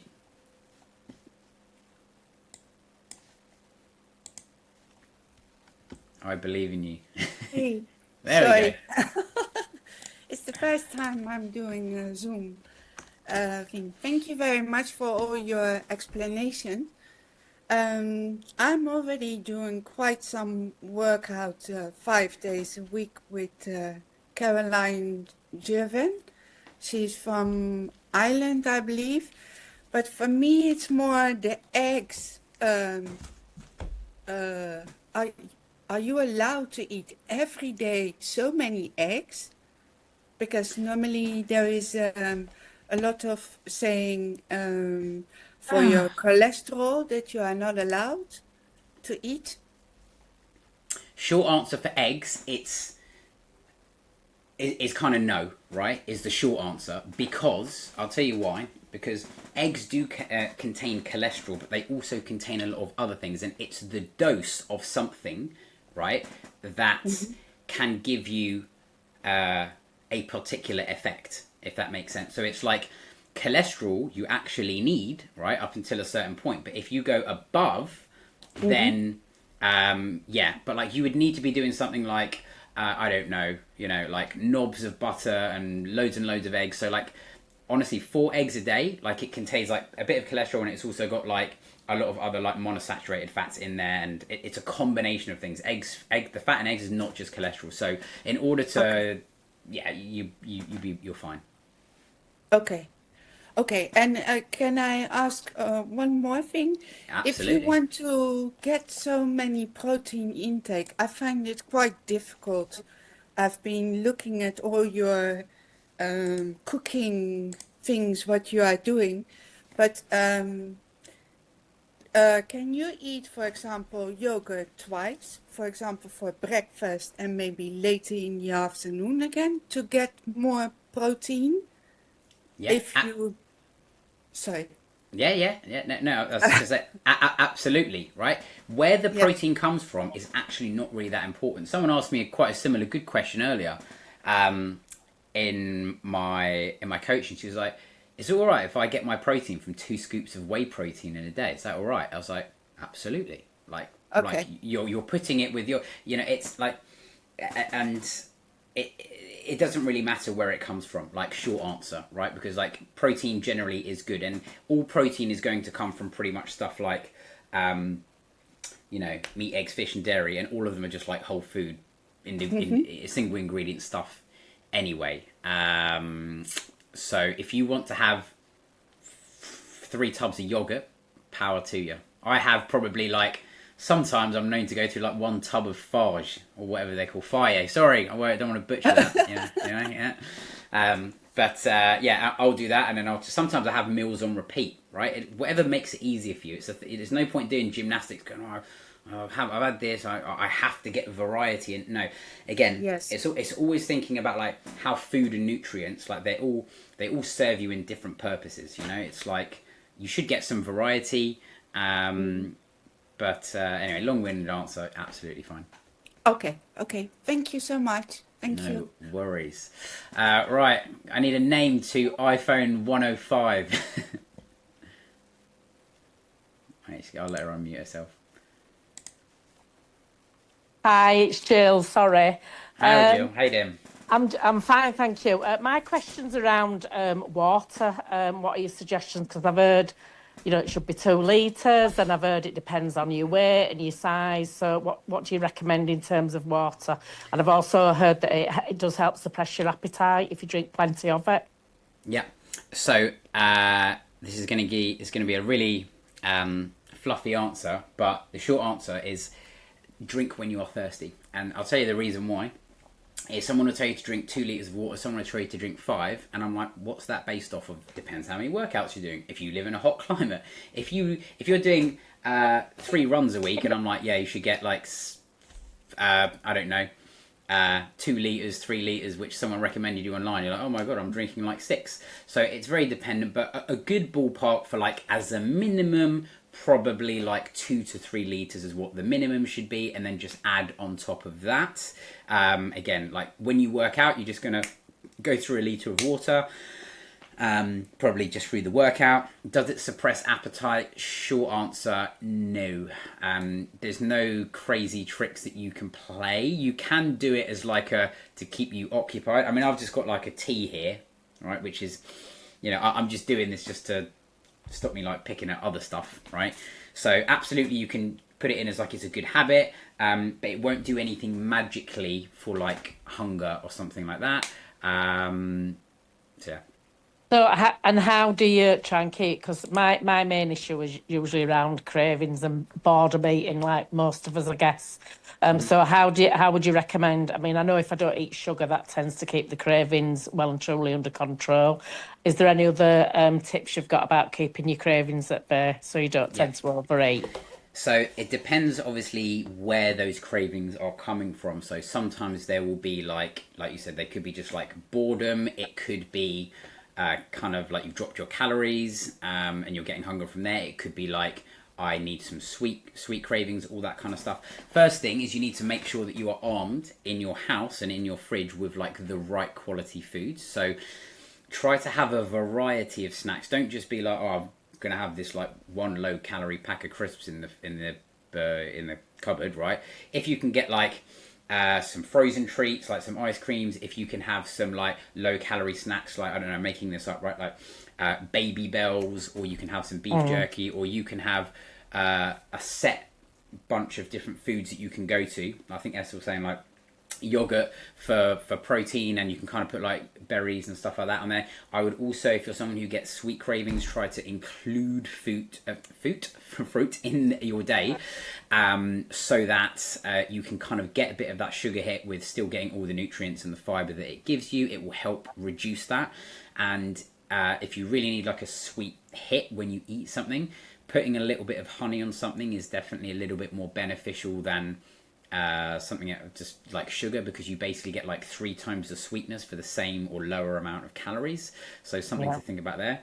And just in terms of general hunger and stuff like that, it's, again, like I was speaking about challenges and going into something when you start, like say, a calorie deficit for the first time or something like that, you will inevitably get like peaks and troughs with your hunger. So just make sure that you factor that in to the equation. Like, you're just going to have moments where like, oh my god, I just really craving this, all that kind of stuff. And the last thing I'll say, hopefully this is all helpful, is try to identify foods that are like hyper palatable and ones that are not. So a good example of like hyper palatable foods would be like, you open up a block of chocolate, right? And you know you're done. As soon as that wrapper's open, you're done, right? Or you open like a pack of cookies, or like you have a cookie, I'm just gonna have a bite of this cookie. No, you're not. You're gonna eat the whole thing, right? And then you've got other stuff which is like sweet treat snacks, which are quite good, which might be like low calorie ice cream. It might be like popcorn. It might be like stuff like that where you're like, I'm not gonna eat the entire bag. So try to identify that, is kind of what I'd say on hunger and snacks. Yeah. Thank you. No worries. Shell, fire away. Hi Adam, how are you? I'm good, thanks. How are you? I'm good, thank you. Oh, we've exchanged so many messages and I'm just like, I need to get on this now because this is getting ridiculous. I've tried doing it on my own and I'm yo-yo dieting and I'm just epic fail. So I've got quite a few questions. Go for it. Go for it. They're all helpful for everyone. We've still got loads of people here. I'm sure they're getting loads of value. Okay, cool. So the first question is, I saw that it's 495, which is an absolute amazing price. I saw that we can do split payment. I'm not going to get my money because I think I messaged you before and I was in between jobs. Yeah. I start my new job on the 26th of August, but I don't get paid until the end of September. So I want to do this. Like, I really want to do this. And I'm like, what's the payment plan option? Or is there an option where I could delay the payment until the end of September? I'll see what I can do. There might be a way of kind of putting in like a deposit for anyone who's maybe in a similar situation. The way that the split pays is it basically gives you, it does it into 3. It basically does it for, I believe it's like 199 or 149. No, 199, whatever it says on the checkout page. And that's one way to do it. And what you could do, just giving an example, you could put that in, and if you know that you're like, I'm going to pay the rest like a bit later, you could like delay the payment, or I'm sure we could work something out if you wanted to do it. I'm pretty like reasonable and flexible sort of thing. So that would be amazing. That really would, because that was my main concern. Because I was thinking, I'd rather just, like you said, pay the deposit, and then when I get paid, pay the remainder balance, which would be amazing. That would really work. Sound good? The next question is I don't know whether this relates to anybody else, but I've had personal trainers in the past. I've had a local personal trainer and she did a whole workout plan, and then I found out she got the whole lot off of ChatGPT, and I was really disappointed. You won't get any ChatGPT stuff off of me. I can guarantee you that. Like, because the first thing is that all my members see me pop up on a screen on a Monday morning doing a workout in the gym with the dogs, so can't really chat GPT that. That's quite. More and more trainers are doing that nowadays. Like I use AI, but you have to use it in a. I use it for like formatting and stuff. So like when I'm doing like my ebooks and stuff, like But you shouldn't really be going. Here's a 90-day plan and just giving someone AI. Like, I might as well have told you to give. I might as well have given you the prompt and not the workout. Well, she did, because we did 90 days, and I don't mind saying to you, but it cost me a lot more than 495. And I was absolutely gutted because I just ended up, and it wasn't even exercises I enjoyed doing.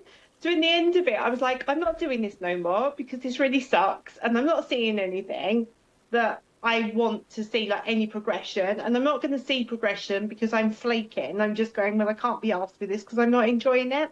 So that was where I just plateaued because I was like, all the exercise she was incorporating. I was like, I do Latin dance training. I'm in a ladies formation team, and we dance an hour and a half every week, minimum.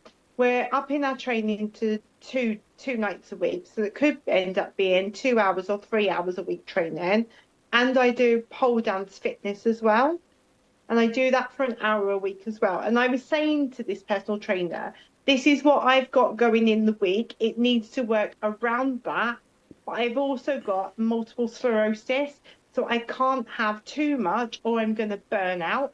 And then that sets me back then, because then I have Sure. 3 days where I've got to recover before I get back on track. And then the cycle starts again. And Yeah. she wasn't understanding that. So she was like, right, you need to work out every other day, an hour a day. And I was like, no, that doesn't No. fit into my The schedule. short answer is this is all basically dealt with on any initial calls. So, like, we never like get anyone in and like not chat to you. Like, the first thing that we get you to do is we like book in the call with me or with Amy immediately, and we sit there. I'm known to, probably as you can see how I am here, like to just sometimes I try to keep it to 20 minutes, but then they're asking me loads of questions. So we make sure that, like, when you come off the call, you're like, right, this is exactly what you need to do. If this, then that. So everything gets like looked at, and if anything needs to be like doubly looked at, we'll be honest with you and be like, okay, look, just give me like half a day, or just give me to the end of the day or tomorrow, and let me just actually write something out, make sure that you're happy with it, all that kind of stuff. So I'd say don't worry about too much of that, but I totally get those frustrations. Amazing, thank you.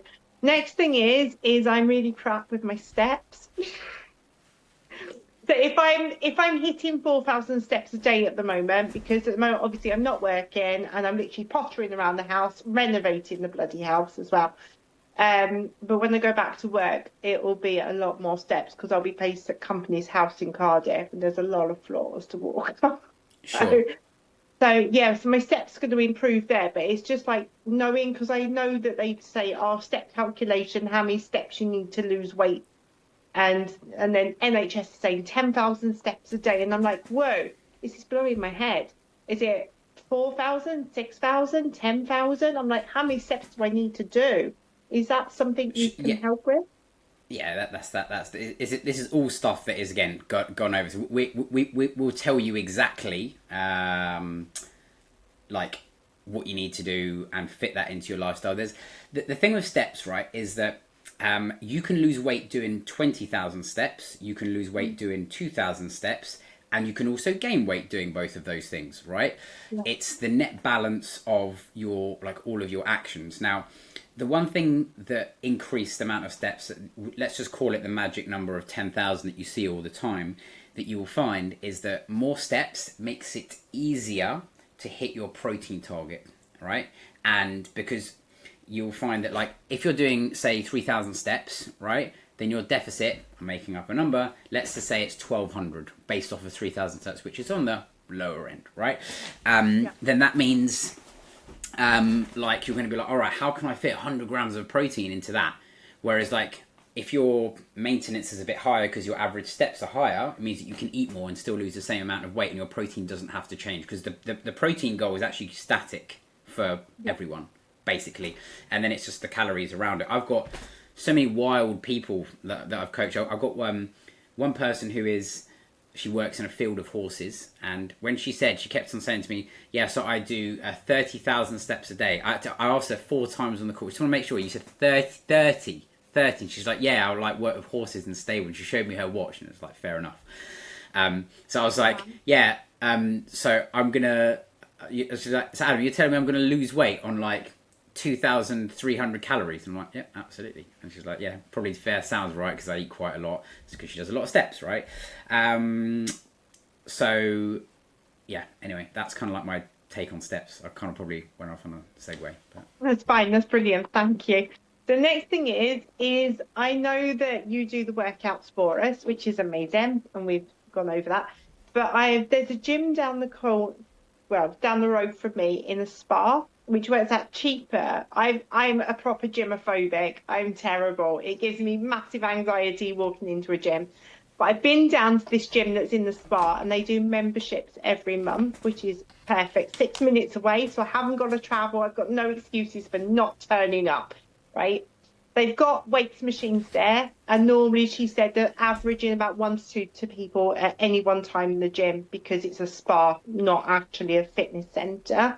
Sure. So was that something that we would be able to incorporate in? Would you be able to show me how to do the exercises so I could then go down and carry on with that? Absolutely. What I always do is I make sure that everyone, Amy or I would make sure basically that everyone is like happy with what they're doing, and if they need any amendments, like we always say, you let us know. We always give you the best starting points in terms of like, based on what you've told me, this is like going to be probably the numbers that we should be aiming for and how to get there in terms of like, you know, steps, BMR, calories, and same thing for workouts. And some people, the workouts, you will find that people when they come and work with me is that has the highest, what's the word?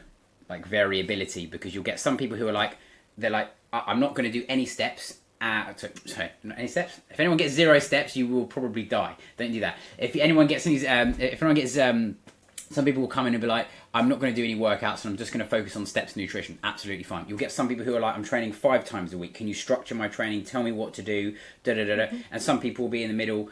And sometimes people that are in the middle will be like, Adam, I'm going to do all of your workouts. Some people will be like, I want to go into the gym. Can you give me a program to follow, how to do it, what to do it, all that kind of stuff. So, yeah absolutely fine.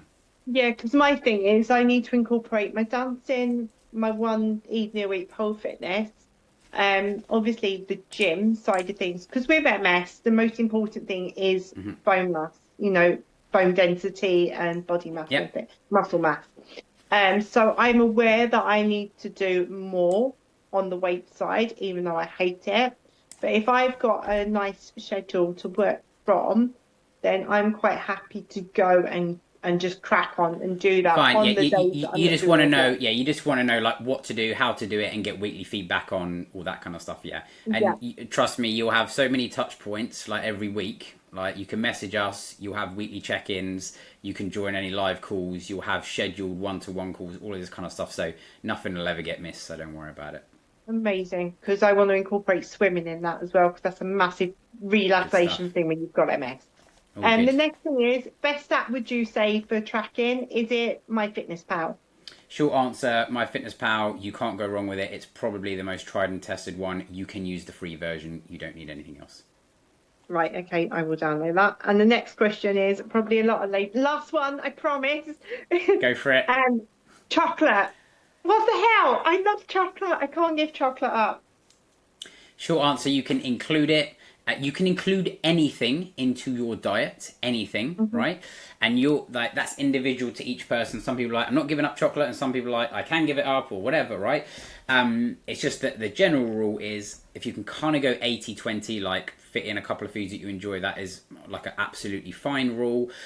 When it comes to chocolate, you know, can you have like 2 bars of chocolate a day and lose weight? Absolutely. But again, the more whole foods that you include, the easier everything is to become. So maybe there's so many things that you can change, or we can change when you come or whatever, where you could be like, right, let's up the protein. Let's see if we can fix the steps. Let's see if we can get the calories roughly in check. Get so many other things, and the chocolate you can fit in around that. But get the bulk of the routine done, and then see how it is maybe incorporating 1 bar of chocolate in if it's something that you can't give up, and then assess like week on week, and then you kind of make changes from there. Amazing. Would you be able to DM me as well about the payment plan? And I'll DM you after this, no problem. Thank you so much. You've been amazing. No worries, Shell. No worries. Okay, I think I've got Lauren. How are we doing? If she's there.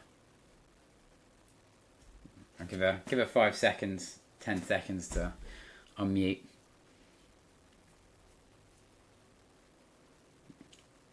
And then if she doesn't, I'll fly over to you, Catherine. So, oh, there we go, Lauren. No, she's figured it out. Sorry. Adam.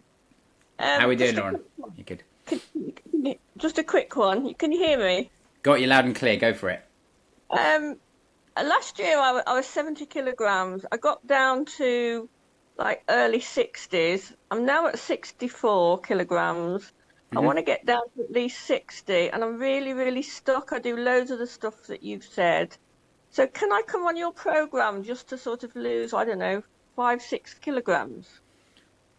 Well, 100%. You can come onto my program and you could do it to lose 5 kilos. Everyone's goals are like completely individual to them.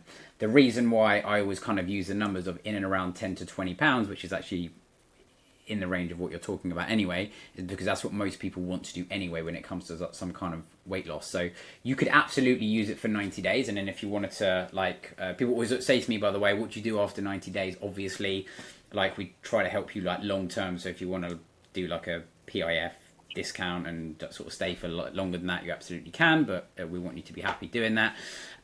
Short answer is yes, I can help you do that. The reason that you're stuck, it's always a numbers game. Everything is always a numbers game. It sounds really boring, but you might need someone, yourself or I, to like actually look deep dive into what you're doing, right? And actually you'll definitely need to have like a refresh of the numbers.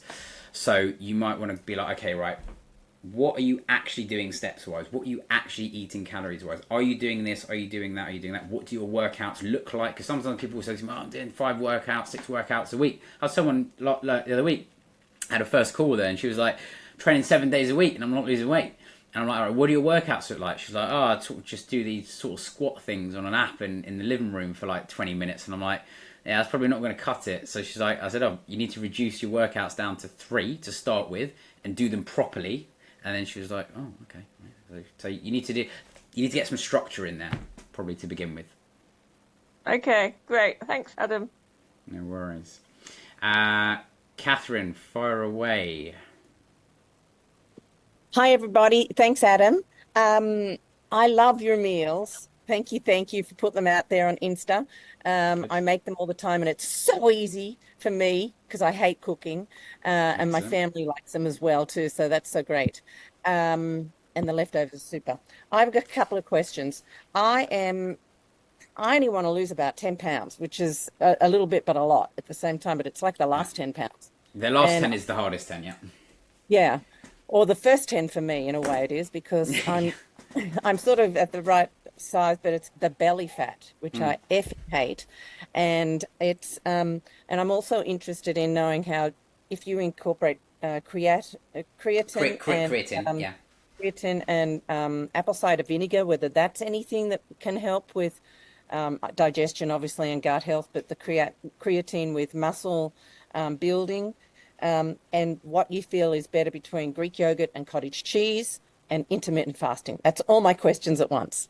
Got it. So let's say creatine and apple cider vinegar and stuff like that first. So short answer is apple cider vinegar, don't really worry about that too much. Creatine does have, it is the only supplement I would actually recommend people take because it is clinically cheap and effective.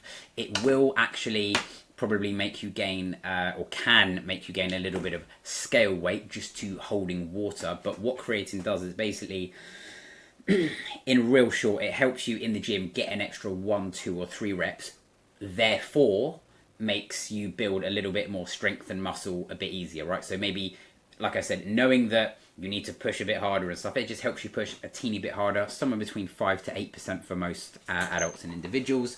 There are also cognitive benefits, in particular in like higher doses, but it's really cheap. If anyone's looking to buy creatine, just get creatine monohydrate. You can get like 3 months supply for like £15 or 30 Aussie dollars or $25. It's like super cheap.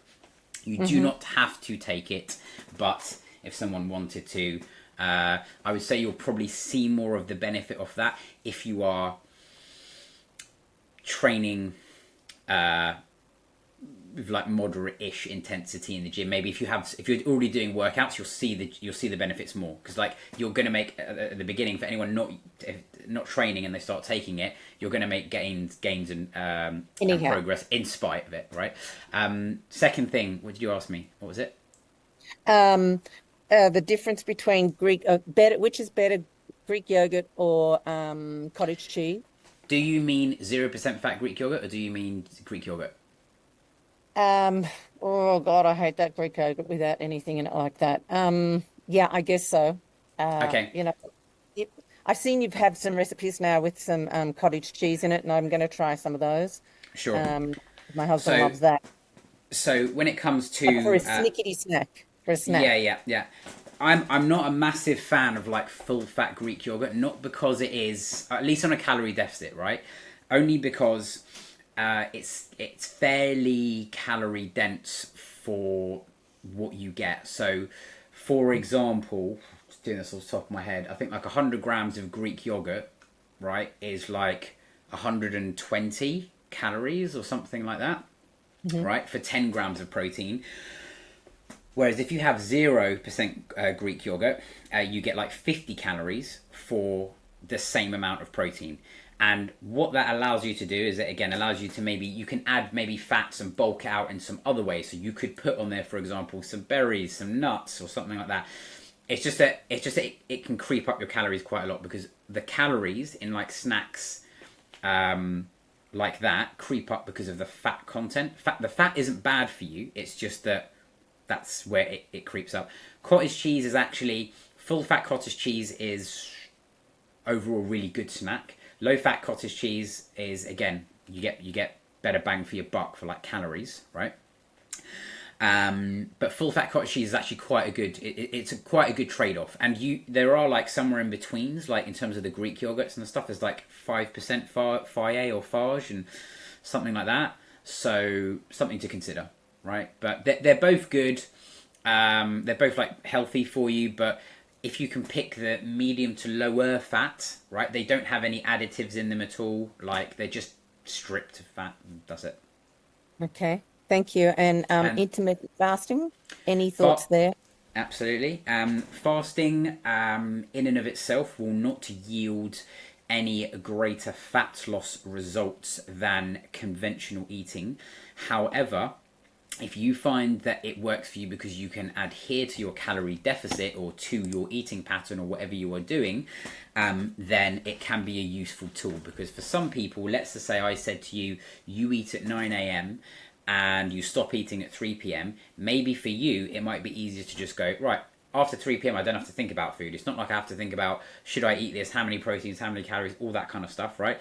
It might be easier for you to do that. So as an adherence, as a tool, as a way of eating, right, it can help you. There's no real benefits of a regular calorie deficit or anything else, right? Any other kind of like way of eating. What else? You'll typically find that if you do fasting, for most people, it can be a little bit harder to get your protein target, because usually if you're fasting, people have like maybe 2 meals on average, right?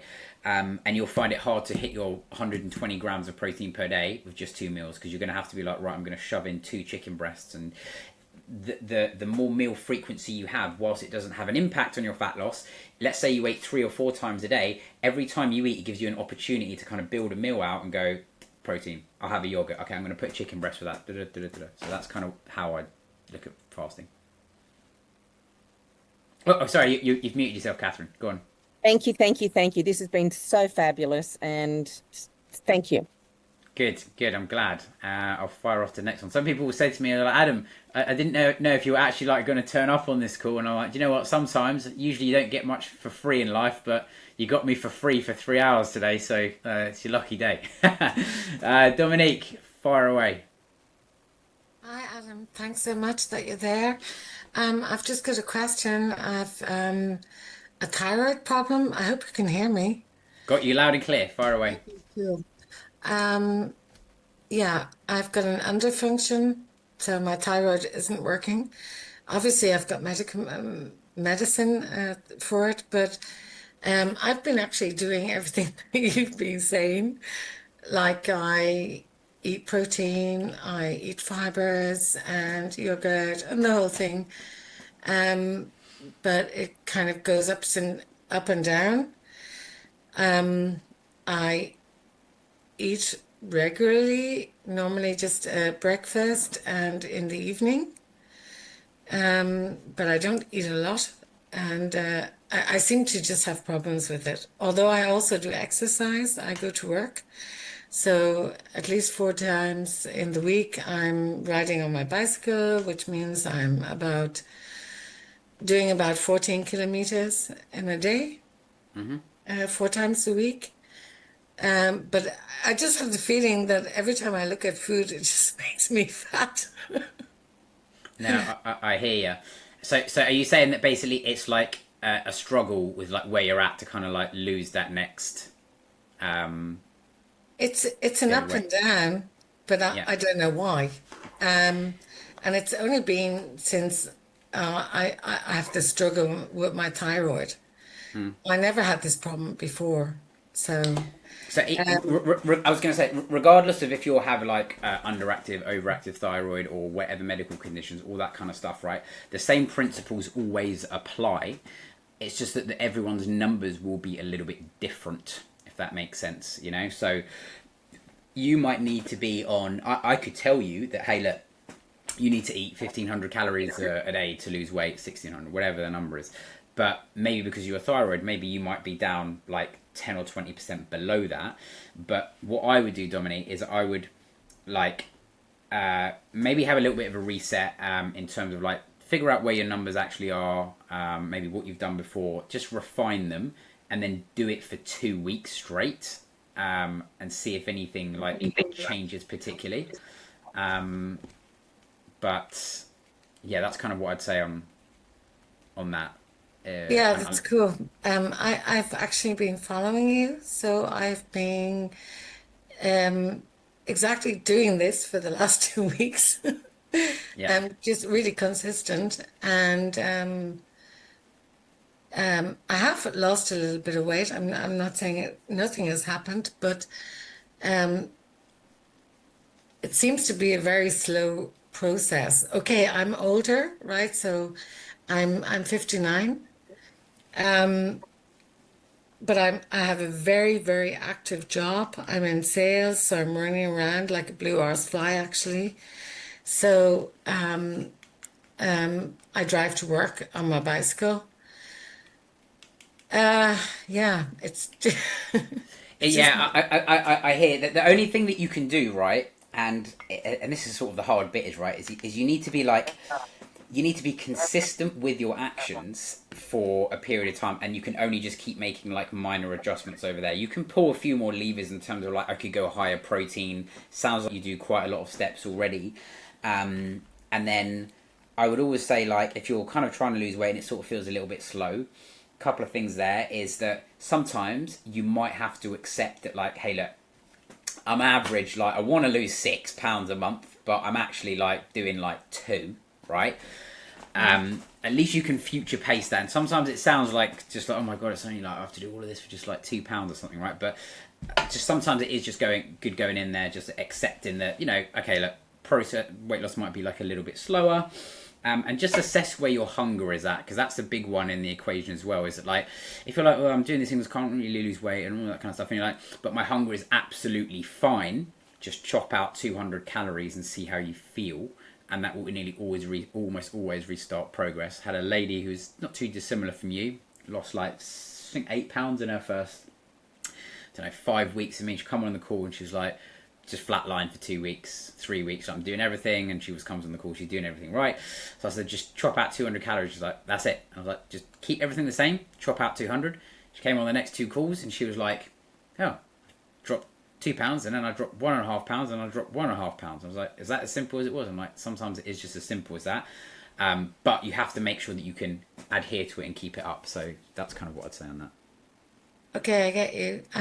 It's really nice advice, and um, I'll just give you an example. For example, today, what I ate was one egg, two pieces of um, whole toast, wholemeal toast, 2 fried tomatoes, and 2 very small sausages, right? That is what I've eaten today. And in the evening, I allowed myself 3 pieces of chocolate. So, Yeah, the only way to like truly know of some like where someone is at and all this kind of stuff, like when people give me, like, I can like half go off like descriptive stuff, but you yeah, need to kind of like deep dive a little bit more. So like I'm just giving you examples. Like if I was doing this on a one-on-one call with you, I'd be like, and you were like, "Hey, this is a big struggle. Can we just walk through?" I'd actually walk through the entire day together, and I'd be like, "What went on here? What went on here?" And then there's usually a series of questions that I can ask people that are really good at extracting answers out of people. yeah. That's the only way to kind of like do it. But regardless of what you're, just real quick, and then I'll try to pass it over to the next one because I know I'm going to run out of time. But like, do you feel that you are hungry at the minute or not really? No, not at all. Drop the I, calories 200. I'm That's it. fine. That's what I Okay, would do if you're tracking. If you're tracking and you're like, or just take out 200 calories of what you're doing regularly. I am tracking. So, okay, thanks very much. I don't want to No take more time worries. for other people. So, thank you very much, Adam. It was great. Thank you. Amazing. Happy to help. Nice one. Okay.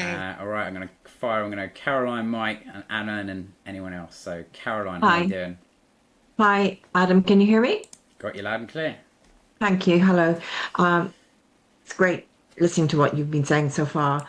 Um, my question is, I am on Monjaro. Yep. Do you accept people who are actually taking Monjaro?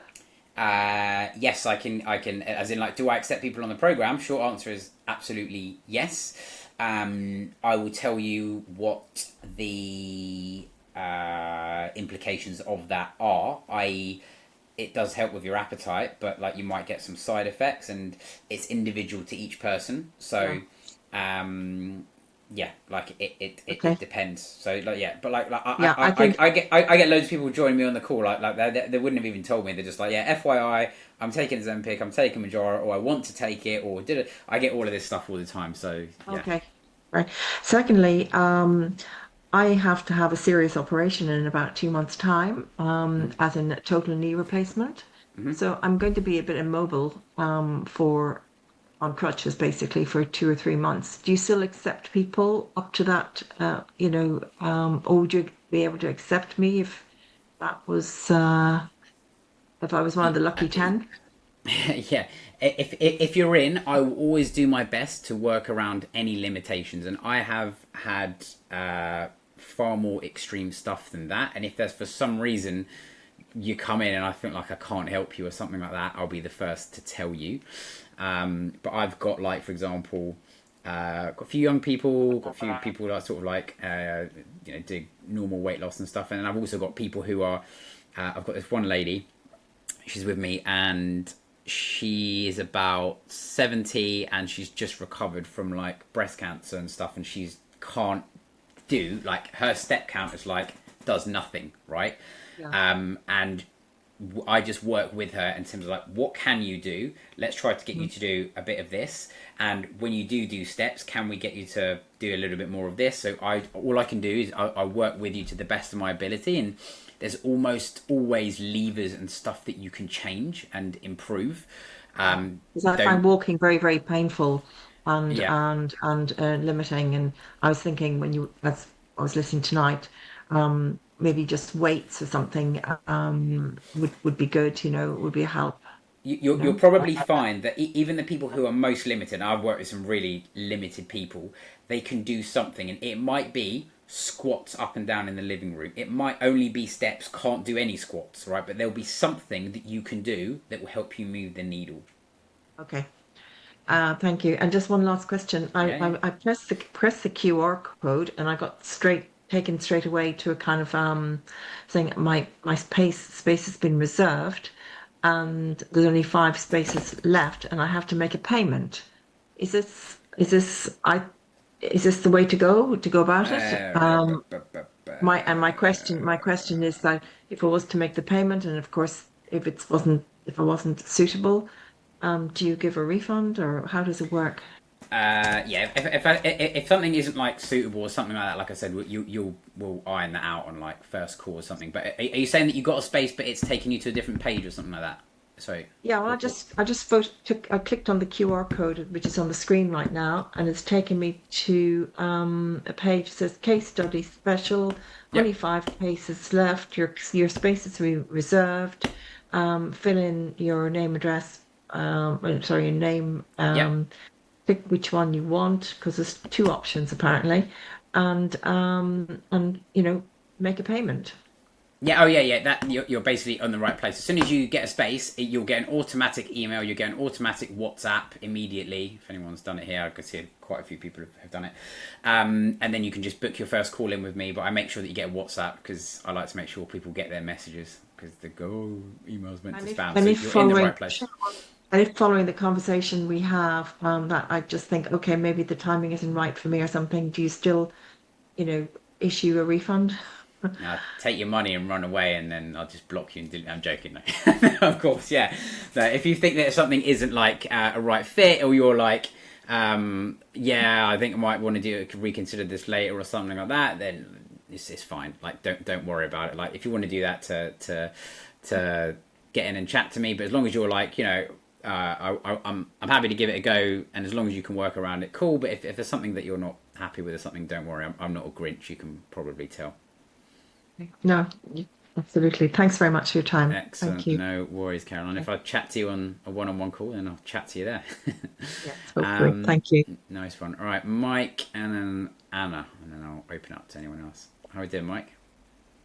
Oh, you need to unmute. Mike from the Bahamas, or wherever he is.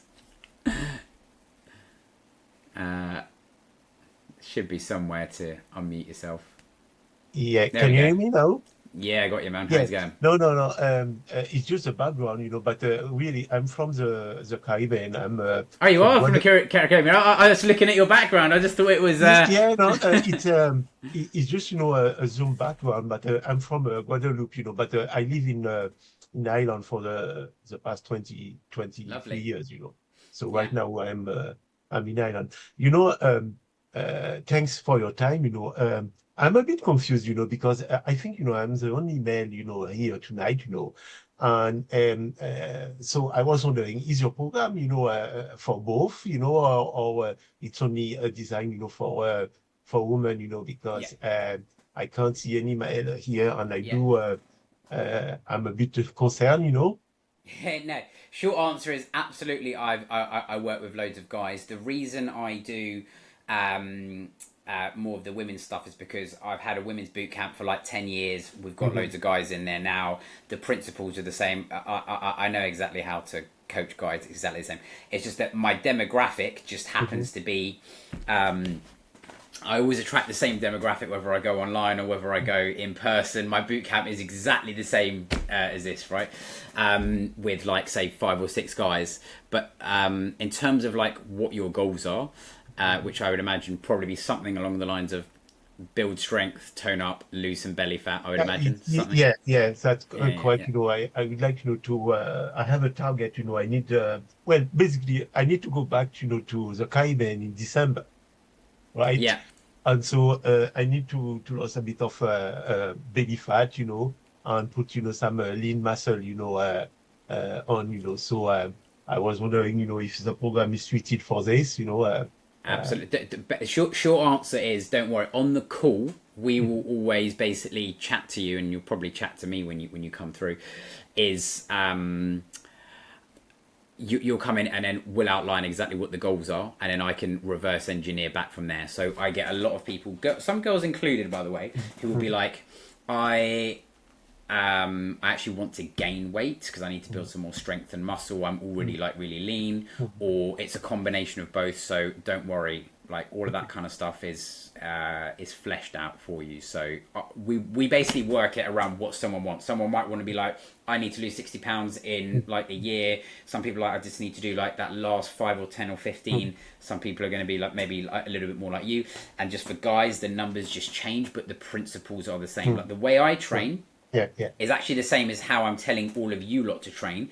It's just we're all just at like maybe different levels in terms of like, you know, some people might be training at home. I do a lot of sort of like squats and bench press and deadlifts and stuff in the gym. So yeah. Okay. And lastly, I'm not on WhatsApp. I never had this thing, will the program, work, by email or things? Or You're in my app. Don't worry. You're in my app. We make sure you're in the app. Yeah. You'll have direct access to message me in the app and Amy as well. So we make sure that you're not in like a random Facebook group or something like that. You have access to message us every day. Okay. So I still go through the code bar, even if it says, Just do the same link. Yeah, don't worry yeah. about like the wording. We've also got like we do actually have like a mails page as well.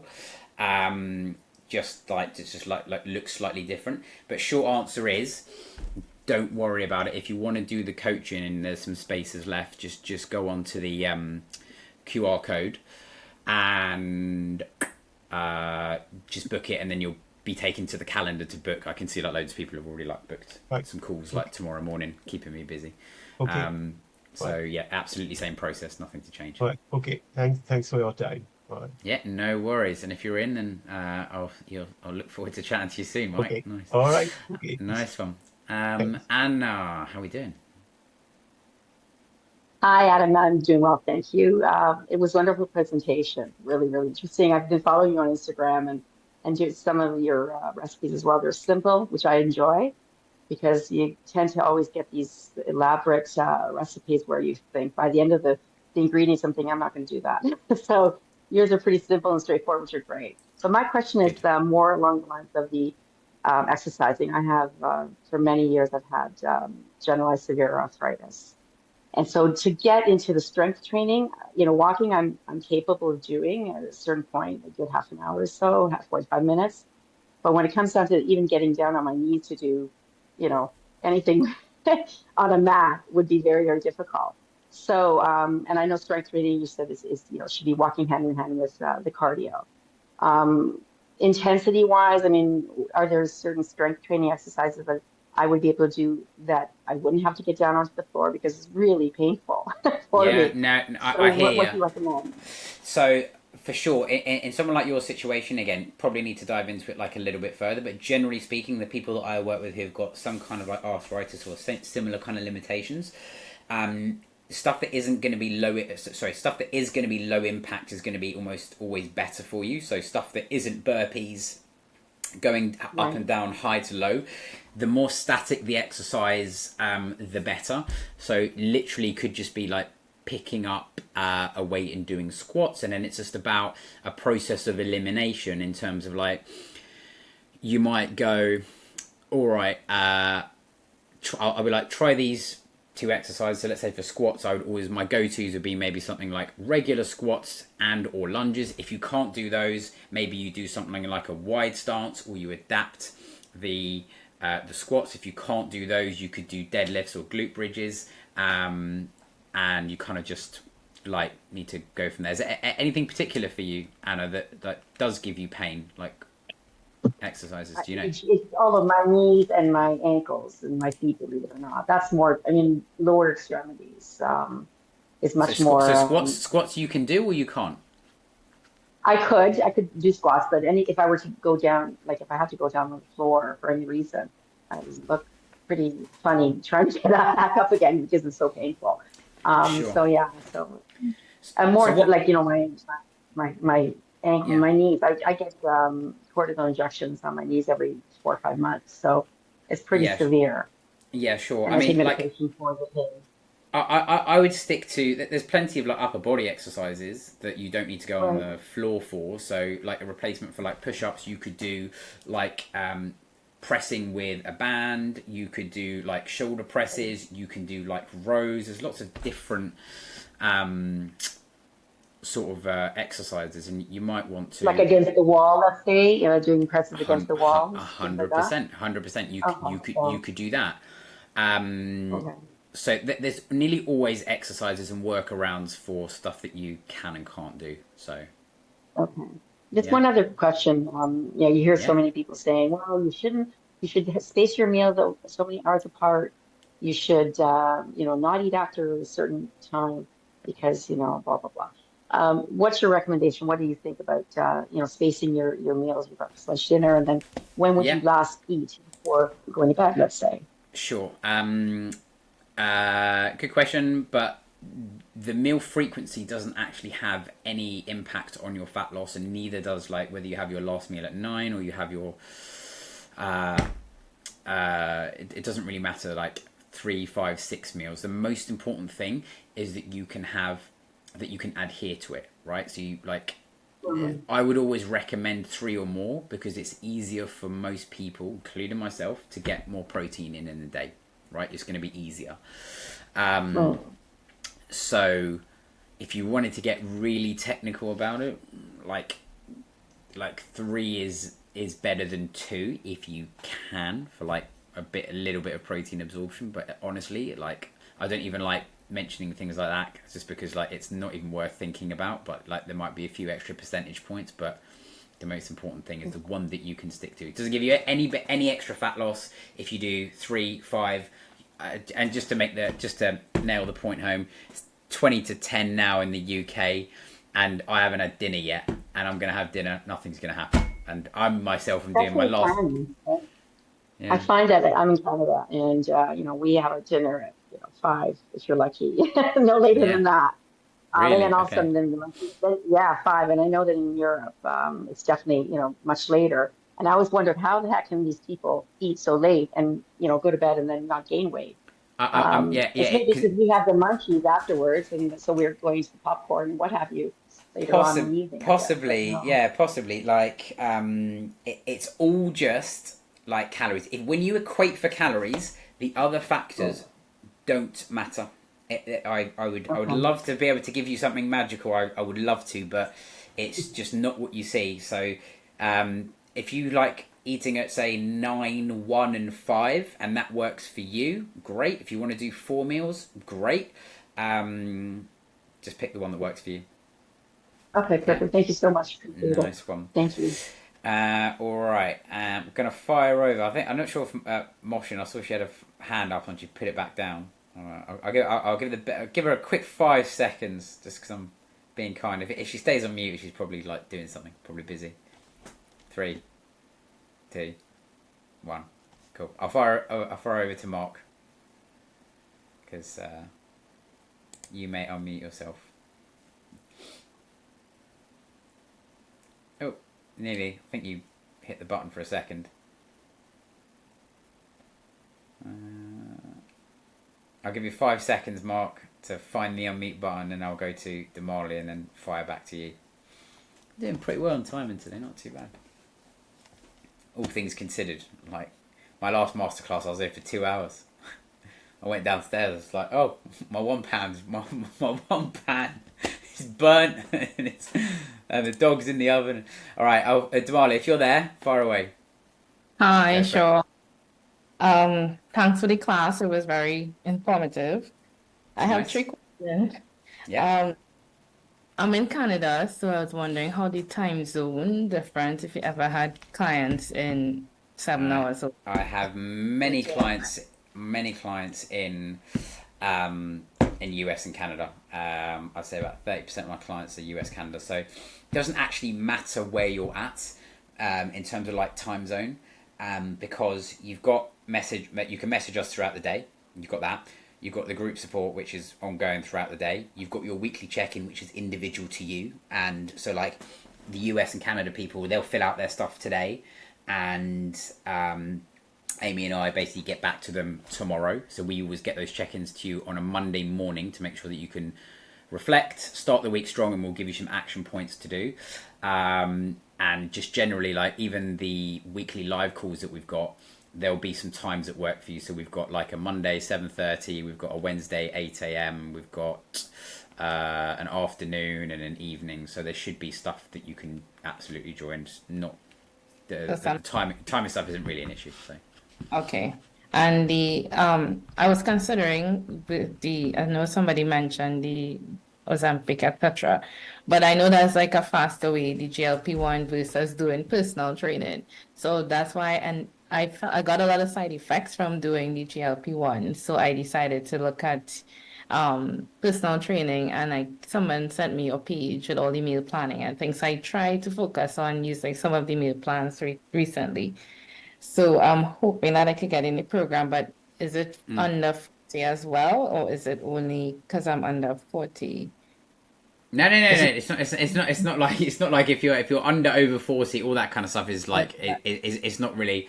No, I don't turn you down because of that. It's just it's just a demographic thing because most of the people that I chat to, it's yeah, that's just kind of like demographic wise. So it doesn't matter in terms of like where you're at, unless I think I can't help you. I'll join the call. Like, there was one or two, and then I'm like, yeah, you might be looking for something different, and then that's it. But like 99.9% of people, if you're looking to like shape up, build habits, tone up, build some muscle, all that kind of stuff, you'll be good to go. And the last thing, with respect to hormonal balancing, what is recommended, or does it really affect weight loss for Can you women? give me a bit? What do you mean I hormonal know, balancing? like some people say, like I don't know if we women use it as an excuse that there's the time of the month your hormones raging, so you eat more or you lose less at the gym or when you're working out. Is it really a direct? Is Oh it yeah, really? oh yeah, I deal with it in the house. So Yeah. once every 4 weeks for me. No, it's 100%. It's usually the week before your cycle where you will start to get the cravings and stuff on average, like a little bit more. But someone asked me actually a good question last week. She was like, in my coaching, she was like, every time I get to like that time of the month, like my cravings is up, like my workouts are off, all that kind of stuff. And again, it's about like big picture planning and managing it. So if you find that, let's say you always overeat and you just end up always going for like the cookie jar or you craving sugary snacks and stuff like that, just factor that into the plan on that particular week, and you'll be able to manage it better. So maybe having a few days or having that week where maybe you don't push the workouts as hard. Maybe you have a few more days where you bring them back up to maintenance a little bit more. So it is 100% like a real thing. You just need to be able to manage it. Okay.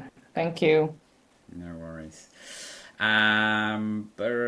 Jules, how are we doing? Hello, can you hear me? Got you. Perfect. So I've just kind of picked up on you on Instagram just recently, and I'm already doing quite a lot of exercise, and I'd like to try some of your recipes. So I haven't downloaded your recipe stuff yet, but I'm going to.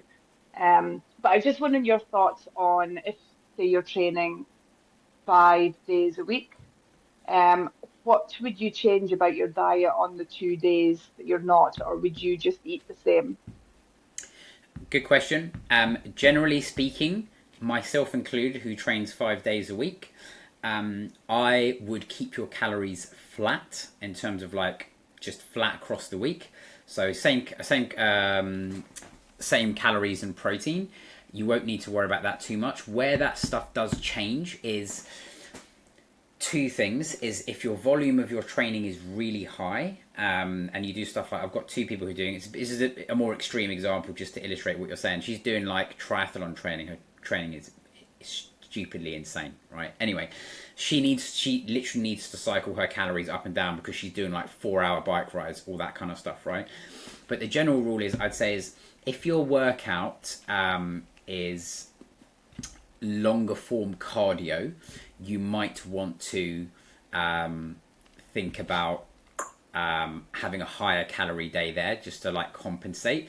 So a good example of that would be like when I was had people who were training with me in like the first quarter of the year. They were doing the London Marathon, and they're like, Adam, I'm doing I'm now getting to doing like 1.5 hour runs. Should I eat more calories on those days? Absolutely yes. Generally speaking, if you do more weight training like me, it's easier to keep the calories flat because when you burn calories just directly through workouts, the more strength training it is, the more those calories are sort of spaced out. So let's say you did some strength training workout that I gave you to do in the gym tomorrow, and you'd burn something like, I'm making this up, like 250 calories. The next day you'd burn 200, and then the next day you might burn 100, something like that, right? Whereas when you do cardio, you basically burn all of the calories there and then, and there is no like afterburn effect, so to speak. So you'll probably find that when you do like 600 calories of a run, or you do something that's high intensity, like I don't know, an hour and a half, like HIIT class, that might be a time where you might want to backfill some calories. But again, it's sort of like it's a play it by ear process, if that makes sense. So I would try to keep it flat just for simplicity, because it doesn't impact anything. But if you find that you're really hungry on those days, bump the calories up a little bit, and then you might want to have a little bit lower on a rest day, perhaps. Does that answer your question? Great. Yeah, perfect. Thank you so much. Nice one. Moshin, I'll go Moshin if you are there this time. I think she's there. She's raised her hand back up. Scrambling for the unmute button. That was me the other day. I did one of my live calls. I was like in a family holiday in Italy, and I used my phone for the first time in like ages, and I was like muted for like 4 minutes, like typing to everyone in the chat until I found it. All right, I'll give you 5 seconds, and I'm going to fire back over to Mike. I've got another question. 5, 4, 3, 2, 1. Go for it, Mike. Yeah, just a quick one. The offer, for the 1 year, is that coming on the top? Because I was a bit confused. I went, for the 90 days, and then I saw an offer for a year. Yes. So the annual, if anyone does want to bolt it on, and they bolt it on, it's basically it's a one-time offer that you get. And if you sign up, basically you can turn the 90 days into a year by adding that payment on, and you end up getting 4 months for free if you do the annual option. So obviously it works out like a lot cheaper, because a lot of people who work with me, they're like, I kind of want something that's more long term. I love the weekly accountability, consistency, and all of that. So that's how that works. So it turns the 90 into an annual, and with the price difference, you get an extra 4 months, is what it works out as. All right. Okay. Yeah. All right. Nice one. Thank you. Okay. Assuming that I think Jules has already had her questions answered, as you've got a hand raised, and then I think Moshin can't find the unmute button, or she's just hit the hand up button. Anyone else got any other questions whilst I'm here? If anyone's ever like, I just wanted to ask Adam a question, could be anything random, it doesn't have to be to do with my coaching or anything. Shell, go on. Well, you always do that, and then I can't find the unmute button. Yeah, you're there. Fire away. I'm here, right? I'm actually meal prepping while I'm here. Yeah. So what was that about the year? I just caught that. I was like, oh, hang on. Oh yeah. So basically, on the annual, you basically have an option, I think, to turn it into an annual for like 5, something like through the case study link. You basically get the annual for like 549 or 599. I can't remember what it is, but basically gives you a massive discount if you want to do it. But it's like a paid in full thing, so it's up to you if you wanted to do that. Okay, so what is the whole year? How much is it for the whole year? The whole year would work out as let's have a look.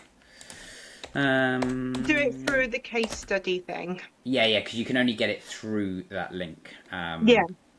I'm just going to assume it's 549, just for simplicity's sake, something like that.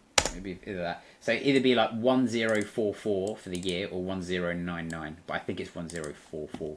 But you only get one chance at that checkout, so do it. Or if you miss it, sometimes people are like, oh crap, I press skip, and I'm like, just let me know on the first call, and we can add it in, because we can't add it in after people like start the program. That's the only thing there. Oh yeah, that's what I was going to ask you, because that's what I was going to say. So is there a payment option for the year one as well? No. No. Right, okay. There isn't, because the only way that we can do that is we basically do it as like a hefty discount in one option. So that's basically what that is. Right, okay. And yeah. we'll usually offer you something like, when we get to the end of the 90 days, if you're like, we'd love to continue, we'll try to give you something that works for you, that is it will be like very appealing anyway. Like if it's the case that you want to stay on, yeah. Yeah, Cool. okay, thank you. Don't forget to send me the link about the deposit thing. Yeah. I have WhatsApped you as well, just in case. I was like, oh, don't forget me because the spaces are Don't disappearing. worry. No, I made sure. You know, last time I had the masterclass. I'll come over to you in a second. So, last time I did the masterclass, I sent reminders to everyone on WhatsApp, and I had like a list of 3,000 people. My WhatsApp like basically blew up. It like banned me, even though I was just like, "Oh, hey guys, reminder, it's like 7:30," and people were like WhatsApping me afterwards, and they were like, He's just disappeared off the face of the earth, and I had to come. If anyone watched my last masterclass, the first thing I said on there, I was just like, guys, don't WhatsApp me for 24 hours. Just I need time, and the account needs to like cool off because it's just the way that you kind of do things on a WhatsApp business account. But don't worry, I haven't sent out any WhatsApp reminders this time. And yeah, I'll check it out after. I'm just panicking because I know one of the ladies said there's 5 spaces left, and I'm like, oh no! And I went to go on because I thought, if I can just secure my space. I will make sure to message you. Don't worry. I'll message you, and I will not forget. But just bear with me tonight because after spending an hour and a half on the screen, 2.5 hours on the screen, my brain goes to mush. Yeah. No, brilliant. Thanks, Adam. Nice one. Sue, where we at? Any questions? Fire away. It's probably there. Scrambling for the unmute button again. I'm just going to read parts of the chat towards the bottom. God, I feel like I've got 6 million comments. If anyone wants to unmute themselves, just fire away with another question whilst you're here. Anna, see, how often do I do these masterclasses? I try to do them once a month, but they actually take, even though they're like similar recurring themes and stuff, I try to like give people different information and stuff. So last time it was like a more just training, nutrition, mindset, and I went a bit deeper into them. This one I tried to talk about like some other new topics in terms of like some of the struggles, a bit different on the mindset, included stuff like fiber. All the slides are like completely different. So that's that. Paula was like, what's the best calorie count calculator? The one that I will send you on Tuesday morning. Have a look at that. I think that would be really useful. And I'll send you all a replay of this on Tuesday morning because I need one day to like edit everything out. So Adam, sorry, I have one more question. It's Caroline here. Hello. Oh, how are you doing, Caroline? Yes. Okay. So in terms of the actual exercises, is it kind of like a one template for everybody, or how does it work? With the exercises, I post 3 workouts on a Monday, Wednesday, Friday, which are going to be suitable for like a 90+% of people. I can tell you how to modify them, but if you need anything specific beyond that, which is sometimes happens, you can just let me know. So for example, if someone's like, Adam, can you give me a workout to do where I can do it at home with these particular pieces of equipment, and these are my limitations, we'll help you with that. And some people are like, Adam, I want to be in the gym, I want to be under the squat rack, all that kind of stuff. I can help you with that as well. So we'll tailor it to what you need, but I always give you the best, what I feel is going to be the best starting point for you, if that makes sense. Thank you. No worries. Quick question. What's go for it. recommended protein powder or protein supplements? Like some of them taste like chemical and some taste not so good. There's 4 brands that I can recommend. My Protein or Optimum Nutrition are like 2 just super, can't go wrong with those companies, like whey protein. I actually got I'm not sponsored by anyone, by the way. I'm sponsored by Adam Hode Coaching, who makes his recipes with his dog. That's the only person I'm sponsored by. I got sent out there's a company called Legion. They sent me out some stuff to try out. They were like very open and transparent, and they were quite good. And what's another one? PhD Nutrition. These are just like ones that have just been in and around. But if you get any whey protein concentrate, to be honest with you, you might have to trial and error. It's usually a case of like how sweet you want it and all that kind of stuff. So it might be worth getting like a small pouch or a sample pouch of like 3 or 4 of them. And I always get vanilla because it's just the best all-round thing, and it's one that I most enjoy. Because like sometimes I'm like, I don't really want sickly chocolate. Like vanilla, you can just make like banana bread with it. You can put it into your yogurt. You can just the most versatile one. And you can also, by the way, get unflavoured. It's also a way to do it. If you want to just make something thicker, you can put it into like oats and stuff, and then you can top it with like berries and random stuff. It's another way to do things. People always think like, what flavour do I get? Vanilla, chocolate, or unflavoured. Like I usually stay away from the wacky stuff like birthday cake, peanut butter, strawberry flavour. I don't really do that kind of stuff. So hopefully that answers your question. Anyone else with anything else? Whilst I'm just whizzing through. Have I managed to unmute myself now? Yes, you unmuted yourself. I can't see. Is it Helen? Sue. Sue. Oh, there you go. Sorry, yes, Sue. That's how right. we And I doing? was Mark earlier. And now I've forgotten what I wanted to ask you because it's been so long. Go for it. So, for me, I have problems with hips, ankles, and it seems to be one thing after another, and it's driving me insane. That's possibly partly to do with the fact that I am overweight. I seem to be putting weight on by, like, it just seems to be piling on at the moment. But one of the reasons I want to do this is because I want to be able to go riding again. And I feel like at the moment I might squash a horse rather than ride it. But because I'm having so many problems, what sort of thing from an exercise point of view would work? I mean, I used to do a lot of like Pilates for riders. So would something as simple as that sort of be good for strength training and to try and do things, or does it need to be more?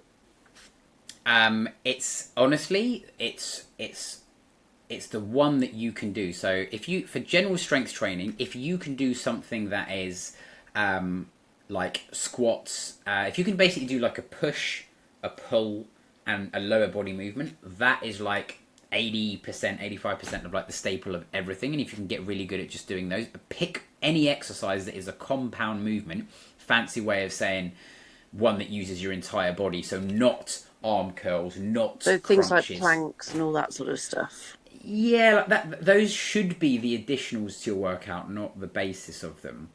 Right. So, and if you'll find that for anyone who's like got any knee problems and any of that kind of stuff, and they're looking to lose some weight, just losing the weight will help you become more mobile so much more. So, because I do keep wondering whether all of these problems are because I've put weight on. Yeah. I've got a lady with me at the minute. She's down about, I think, 42 pounds from the US. I think whatever that is, that's like just under 20 kilos. And when she first started, she was like, yeah, I'm losing weight, I'm feeling better, all this kind of stuff. And then she was just like, she noticed that she could do so many more things just a lot easier. Like she was saying to me last week, taking the kids for swimming and stuff, I can just sort of like get down, up and down a lot easier. And just the whole mobility thing is just very much related to weight sometimes. It depends how much you have to lose. Like, it's definitely a factor. But honestly, I would stick with like something like a 3 sets of 10 or 3 sets of 10 to 15 on like all the basic movements, get really good at them. And if you ever see me post stuff in the gym, it's always the same movements. It's literally me doing like pull-ups, a row, maybe a push movement, and a squat and a deadlift. That's all I ever do. And just do the basics well. And what happens if you don't have sort of access to gyms and things? The problem I've got again is, it all sounds like excuses here, but getting children to school by 8 a.m, finish work, get back, pick them up, walk the dog, and then make dinner, and then it's like 8, 9 o'clock at night. Yeah. If you can get them in, if you can get the workout in early in the day, I know that's going to be, sounds like a challenge for you, but the earlier you can do it, the better, right? Even if you might want to give that a go. What could you do if you find that you are limited with equipment, space, and time? Consider getting something like a red band. You can be pretty flexible with that in terms of the exercises it can do. For most ladies, I'm being very general here, but something like a 4 to 6 kilo kettlebell, and if you could, like a 10 to 12 kilo kettlebell would serve you really well. You could pretty much do everything with that. That's what we do at our boot camp. And if you want to play around with like the tempo and how you do the exercise, and the technique is a really good way of extracting a lot more out of the movement. So for example, let's say you do a squat and you're like, it's too easy, but you don't have anything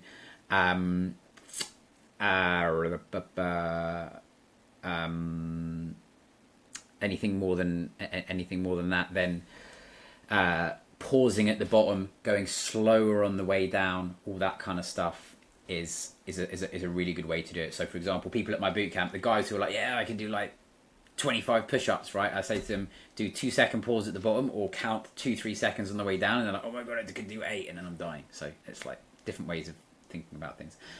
Just reading a couple of questions here. Someone was asking me about Kay. Came in late, apologies for the question, but the final, 90 days is 495. If you just scan the link or you message me with the word interested, you'll get a link and I'll fire it over to you. So all good there. Any other questions, Sue? Fire away. No, that's fine. Don't worry. Yeah? All right. Nice one. iPhone 5. Unmute yourself. I'll let you find the unmute button. The last 57 who are here, it means that you're part of the elite squad. You're like the best of the best, making it right to the end. Go for it. Hi. What's your name? Ramona, can you hear me? Yeah, how are we doing, Ramona? Hi, good, thanks. I was just looking for a basic summary of how to achieve weight loss, like 2 kilos, 3 kilos. What I got out of from what you said is 3 days of working out, 30 minutes. Can it be 5 days? Is it a choice? Absolutely. I'm giving you the most efficient ways, and I'm trying to overcome a lot of people's barriers, if that makes sense. You know, if someone like my mum goes, I just need to do some weights and I just want to be healthy and I don't have a lot of time, you know, I'll be like, just do 2 or 3 as a minimum. You will maintain your strength. You can build strength on that. Anything on top of that, bonus. So absolutely 5 is fine. 5. Okay, so 3 to 5, and then getting the steps in or the cardio. Would you suggest that doing on a daily, or is there a minimum? I would suggest if you want to add in cardio, you can do, but you can use it just for extra calorie burn or for heart health. And steps, generally speaking, the more the better, but the more better being like usually the upper end of the reasonable threshold, which is where I'm at. Somewhere between 10k 15k steps would be really good, and you're like doing really well, because it just means that you can eat more food and still lose weight. Is that daily?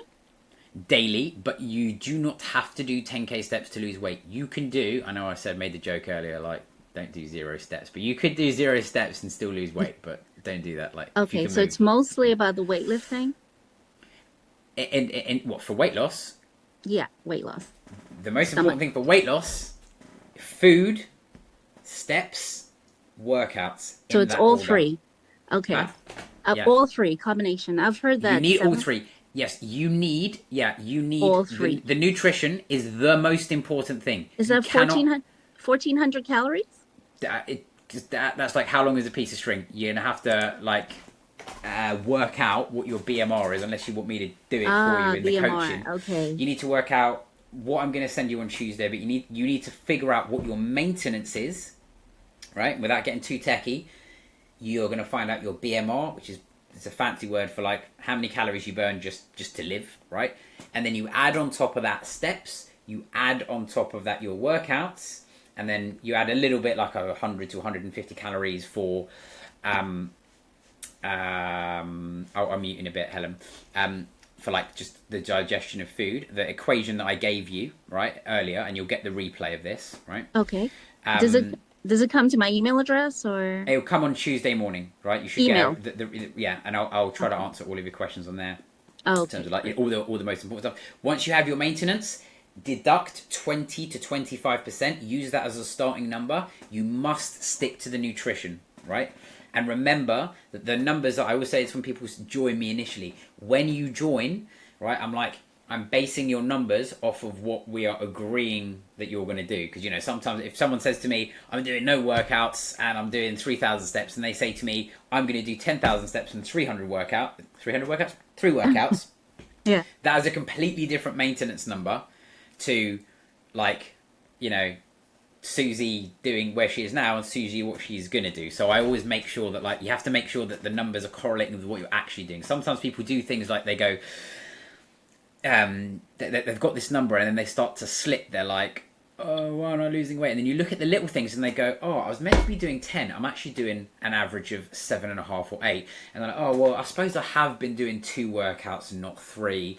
And they're like, well, I suppose I did eat out a couple of times and I didn't track. All of that stuff is where the answer is. The answer is always in there. It really is. Yeah, you need to keep it up. And you have to be consistent, yeah. Just interest, I'm calling from the Netherlands or joining from the Netherlands. And I've heard about this recent study that says that 10,000 steps is, outdated. 7,000 is what's required. Anything more is not necessary. Should I go with that, or would you say stick to the 10,000? Kay asked me in the chat, is 10,000 steps is overall through the day or specifically during the time of actual walking? 10,000 steps, by the way, good question. 10,000 steps, you should try to track this stuff with your watch or your phone, right? But your steps is not just, oh, I'm taking the dog out for a walk. And that. So the steps is like you're pottering around, you're taking the bins out, you go out to the Amazon delivery driver, everything is included in your steps. Most people will get 1,000 to 2,000 for free just through like what they do every day, right? Yeah. So you like when you say it sounds like, oh god, 10,000 steps, right? You 2,000 just doing your bits and bobs throughout the day, right? In answer to your question, give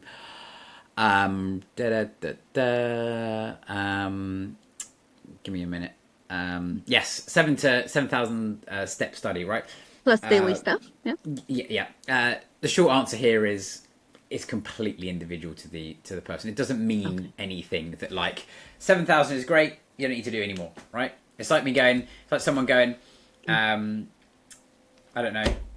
There's a study that doing 2 times a week workouts is all you need, and you don't need to do any more. And I'm like, but obviously 3 is better than 2, right? Oh. So 10 is better than 7, right? But it has to fit your numbers, if that makes sense. So you need to make sure, 10. If you ask me, if you could do 10 rather than 7, I would say that's better because you're getting more movement. You're probably getting outside more. There's some other side benefits there. Generally speaking, more moving around and less stationary stuff is better, and you can eat more food. Okay, great. Weight loss. Yes, thank you very much. Nice one. Okay. Nice one. Thank you. All right, Helen, I can't unmute you. I think if I might be making this up. Helen, were you here on the last masterclass trying to unmute yourself at the end of the call, and then you ended up typing in the chat? Maybe. See what she says. But I can't unmute yourself. Usually, if someone is just unable to unmute themselves, they have to go into their settings and they need to be like, allow Zoom or allow something. Yes, it is her. Yes. Excellent. You made it to 2 masterclasses. I feel like because you've made it to the end of 2, I feel like you deserve a Zoom call from me one-on-one. I'll give you a video response.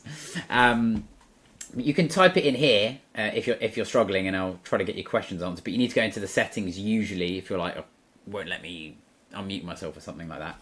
But I'll press the ask to unmute button and see if that does anything. If it doesn't do anything, then I can't. You're gonna have to type it out and remove the pin. She's probably typing something else. If you've got a question, type it out. Remove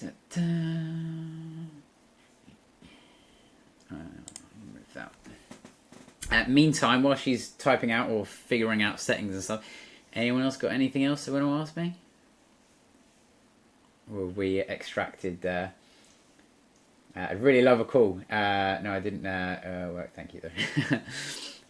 All good. Just drop me a message after this, and I'll see if I can drop you a nice video message. Right, Moshin, this is the 3rd time I'm going to try to get you on. 3rd time lucky. If not, I'm going to go home and... Go home? I'm at home. I'm going to go downstairs and make... ruffle something up from the fridge.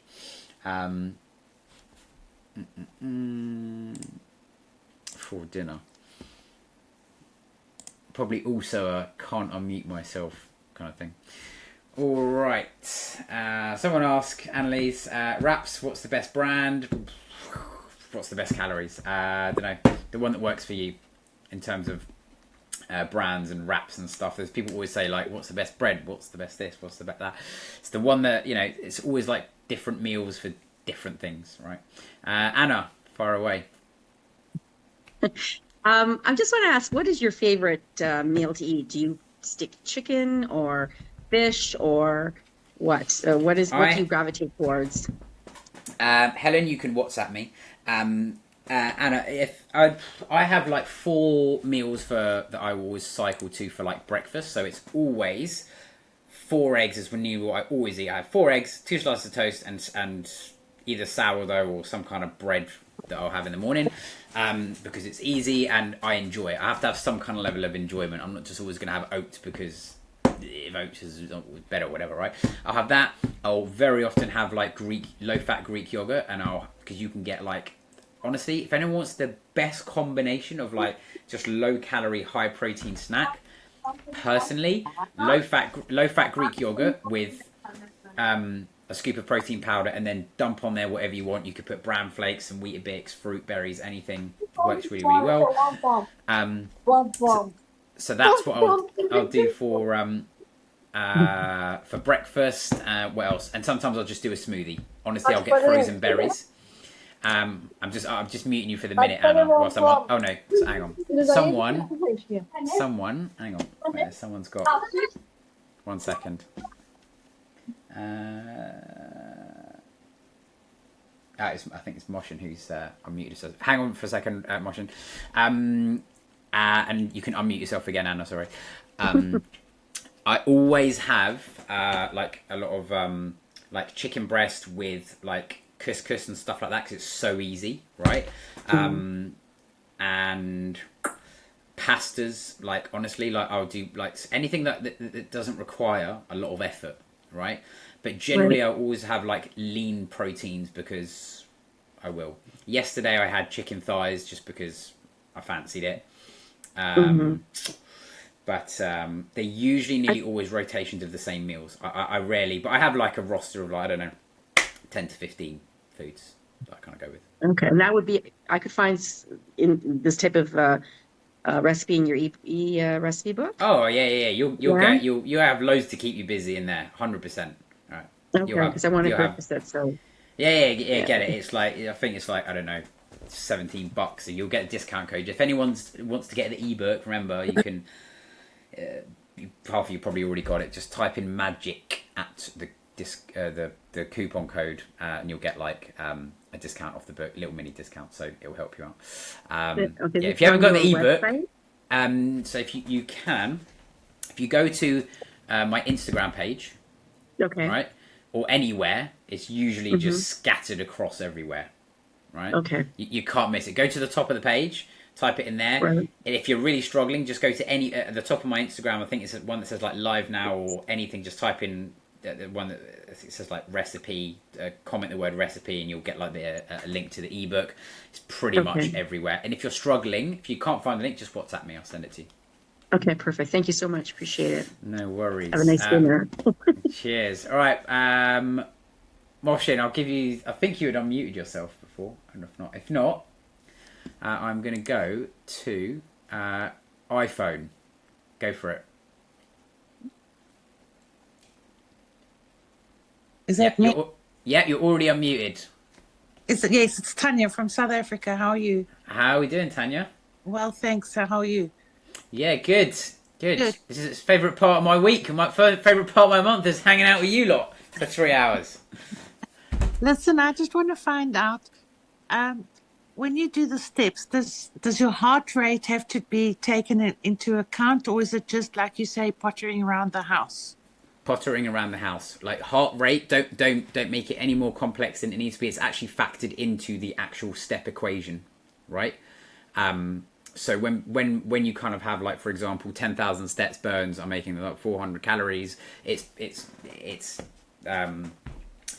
based off of like primarily weight. and a little bit of like muscle mass and lean mass, because the heavier you are and the more muscle you have, the more calories you burn doing more steps, because 10,000 steps for me is going to be completely different to 10,000 steps for someone else. All right. And then, okay, so I want to lose 22 kilograms. Mm-hmm. I don't know if that is in pounds. So would that still then be 10,000 steps, or would I have to do more steps? It's like 10,000 steps is just an aim. Like, you always meet people with where they're at, right? So someone might come in and be like, Adam, I'm doing 5,000. So the first thing I'll say is like, okay, cool, sounds good. Is there any way that you think you would be able to increase those steps? And I go, yeah, I think I can. What do you think you could get to? I think I could do an extra 20 minutes of walking a day, and I could make that effort. Okay, great. Could you get to 10,000? Okay, great. And then once we have that number, we can then work back from that and be like, okay, based on your age, weight, height, your steps is going to give you roughly this much burn, and your maintenance BMR is going to be roughly this. And if you're doing workouts or not doing workouts, you add that kind of in, and then you basically end up with a number. So the steps is just an extra tool that you can use to help you burn a little bit more. Okay, and then your BMR, how do you measure that? How do you work that out? Short answer is I'm going to send you a link on Tuesday morning. Okay. If anyone has made it to the end of this call and they want to, let me see if I can. I'll put it in the chat. This is the one that I use, right? Ignore the result that is in there. I'll put it into the chat for you lot, if anyone wants to get ahead of the game. I use this to basically give you a pretty decent BMR calculation to start with. It's pretty accurate. Okay, great stuff. Thank you very much. No worries. Any other questions, Tanya? Or no, that's all. No? Thanks. Nice one. All right, I'll give everyone another 30 seconds if anyone's got any other questions. Whilst you're doing that, I'll just read a few of these towards the end. Sorry if I've missed any stuff in the chat. Obviously, it's a bit hard to keep up with everything. Let's fly this over here. Go for it. I am following a 1,600 calorie diet at the moment, of eating plan. I was exercising 4 times a week, but I've had 2 operations done on both knees for meniscus tears. I start gym again next week, Monday. After I eat a meal in the evening, I get this sugar craving that comes from nowhere. What is that from, and what do I curb it with? Because then I tend to think, all right, I'll have a small block of 80% dark chocolate just to take that pinch away. Yeah, the best way to take the pinch away, it sounds really boring, is just try to include more fruit in the day, and try to eat fruit if you can. It's a better way of getting rid of your sugar, or just put some honey on. Like the best high protein, get rid of your sweet tooth thing that you can have is, honestly, get one of those tubs of low fat Greek yogurt, dump some fruit in there, drip it with a bit of honey, put a bit of dark chocolate, and then put a few extras on if you can. You will have a super low calorie, high protein meal that it's really easy to build out. That's kind of like what I would always use as a go-to meal. But cravings are always going to be there. You just need to make sure that you're mentally prepped for it, kind of like how I said with the planning. Just make sure that if you know that you're going to be like getting to the evenings and you're going to be craving snacks, you need to have a plan around it. Okay, well, I'm going to have 3 or 4 different things in my fridge and my cupboard, so that I'm not going to so that when I am craving something, I'm going to go for one of those, right? Little things that you can do. If anyone's tracking in MyFitnessPal, put things in ahead of time, right? You're less likely to delete the bowl of fruit and reinsert a croissant, right? Little tricks and stuff that you can do, right? Okay. And some of this stuff you'll be like, nah, it doesn't work for me. And then other stuff you'll be like, that's great. That's a good little thing that I can do there. And you'll put it in, and you just have to stick with it, stay the course, and just be consistent with everything. Okay, and then just one last question. I typed into this chat GTP thing for a different diet, because the eating plan that I'm on, my gym instructor wants us to be on this plan for 2 weeks. So it's basically, I did put it in a WhatsApp, all brain flakes with a banana, and then some Right. built beef jerky mid snack. Lunch is whole wheat with fat-free cottage cheese, salami, and avo. Mid-afternoon is grapes, and then evening is chicken and 300 grams of vegetables. That I must eat for 14 days, day in, day out. You don't have to eat the same thing. You know that. Well, I make variations of that meal plan, but by the third day, I'm like till here. Yeah, because it sounds like it's a bit boring or restrictive. I'm not exactly like correct me if I'm wrong, right? But you can absolutely a good replacement for anyone who's like sees my meal plan videos. The reason I put meal plan videos out is not because I tell people to actually do meal plans, but it's to give people ideas and to help people bring awareness, because I try to tell people what the calorie portions are and the protein and stuff is. But nearly always you will be able to sub out like for like stuff, right? Nearly always, right? If you're like, you don't have to have the same chicken, broccoli and rice. You can have pasta, pick another veg instead of broccoli and keep the chicken in, and you've got a completely different meal, right? Yeah. You know, so absolutely you should be able to make like for like swaps. If something's too restrictive, as soon as you're like, oh, I'm sod this, I'm just too much, right? You're gonna be like, I'm done with this, and then you go in this yo-yo cycle of like, I'll try it, I'll give it another go next month, I'll give it another go, he told me to do it. So you need that flexibility, and the degree of that flexibility is individual to each person. Like me personally, way I do it, I track my food because I'm a numbers freak and I just love maths and stuff like that, but that's just a personal thing. And I kind of eat good all of the time, if you could call it, right? Because I have so many social events, right? And I'm always going, I know that there's going to be a holiday. Like I'm going to a wedding in Marbella for 5 days, right? So I always focus on the areas of my week and my life where I have the most control, nail those. And then if you're good 80-90% of the time and you've got decent awareness when you go out, you'll make loads of progress and you'll stay fit and healthy. Perfect. Thank you very much. Nice one. Thanks. All right, team. Let's have a look. I think we'll probably leave it there. Leave Shell to go, and she's already eaten one of her meal preps. She's already done. She's meant to be saving that for Monday, Tuesday, Wednesday. So Wednesdays is already gone. So I think someone. Oh, Shell's. I've put a picture in. There you go. I'll just put it up. I don't know if I can share my screen. Nice. I can't get it up. Looks delicious. She's really gone for it. All right, team. I shall see you, maybe, who knows, in another masterclass. If you've got any other questions, feel free to ping me over a little message on WhatsApp if you have anything. Just bear in mind, especially after masterclass or around masterclass time, it can be very high volume messaging for me, and I have to take out time out of my day to deal with this stuff. But I do really enjoy it. And I hope that you guys found it very valuable, and you got lots of insight today, and hopefully you're at least ready to start tomorrow a bit more empowered. You're thinking a little bit more, and you've got something to think about. Yeah. Nice one. Sorry to interrupt, Adam. Can I just say, if anybody hasn't got your ebook, go and grab it, because it is my Bible in my kitchen. I'm going to show you. I'm not even lying. It's my printed version. Oh my god, you printed me out. Oh my god.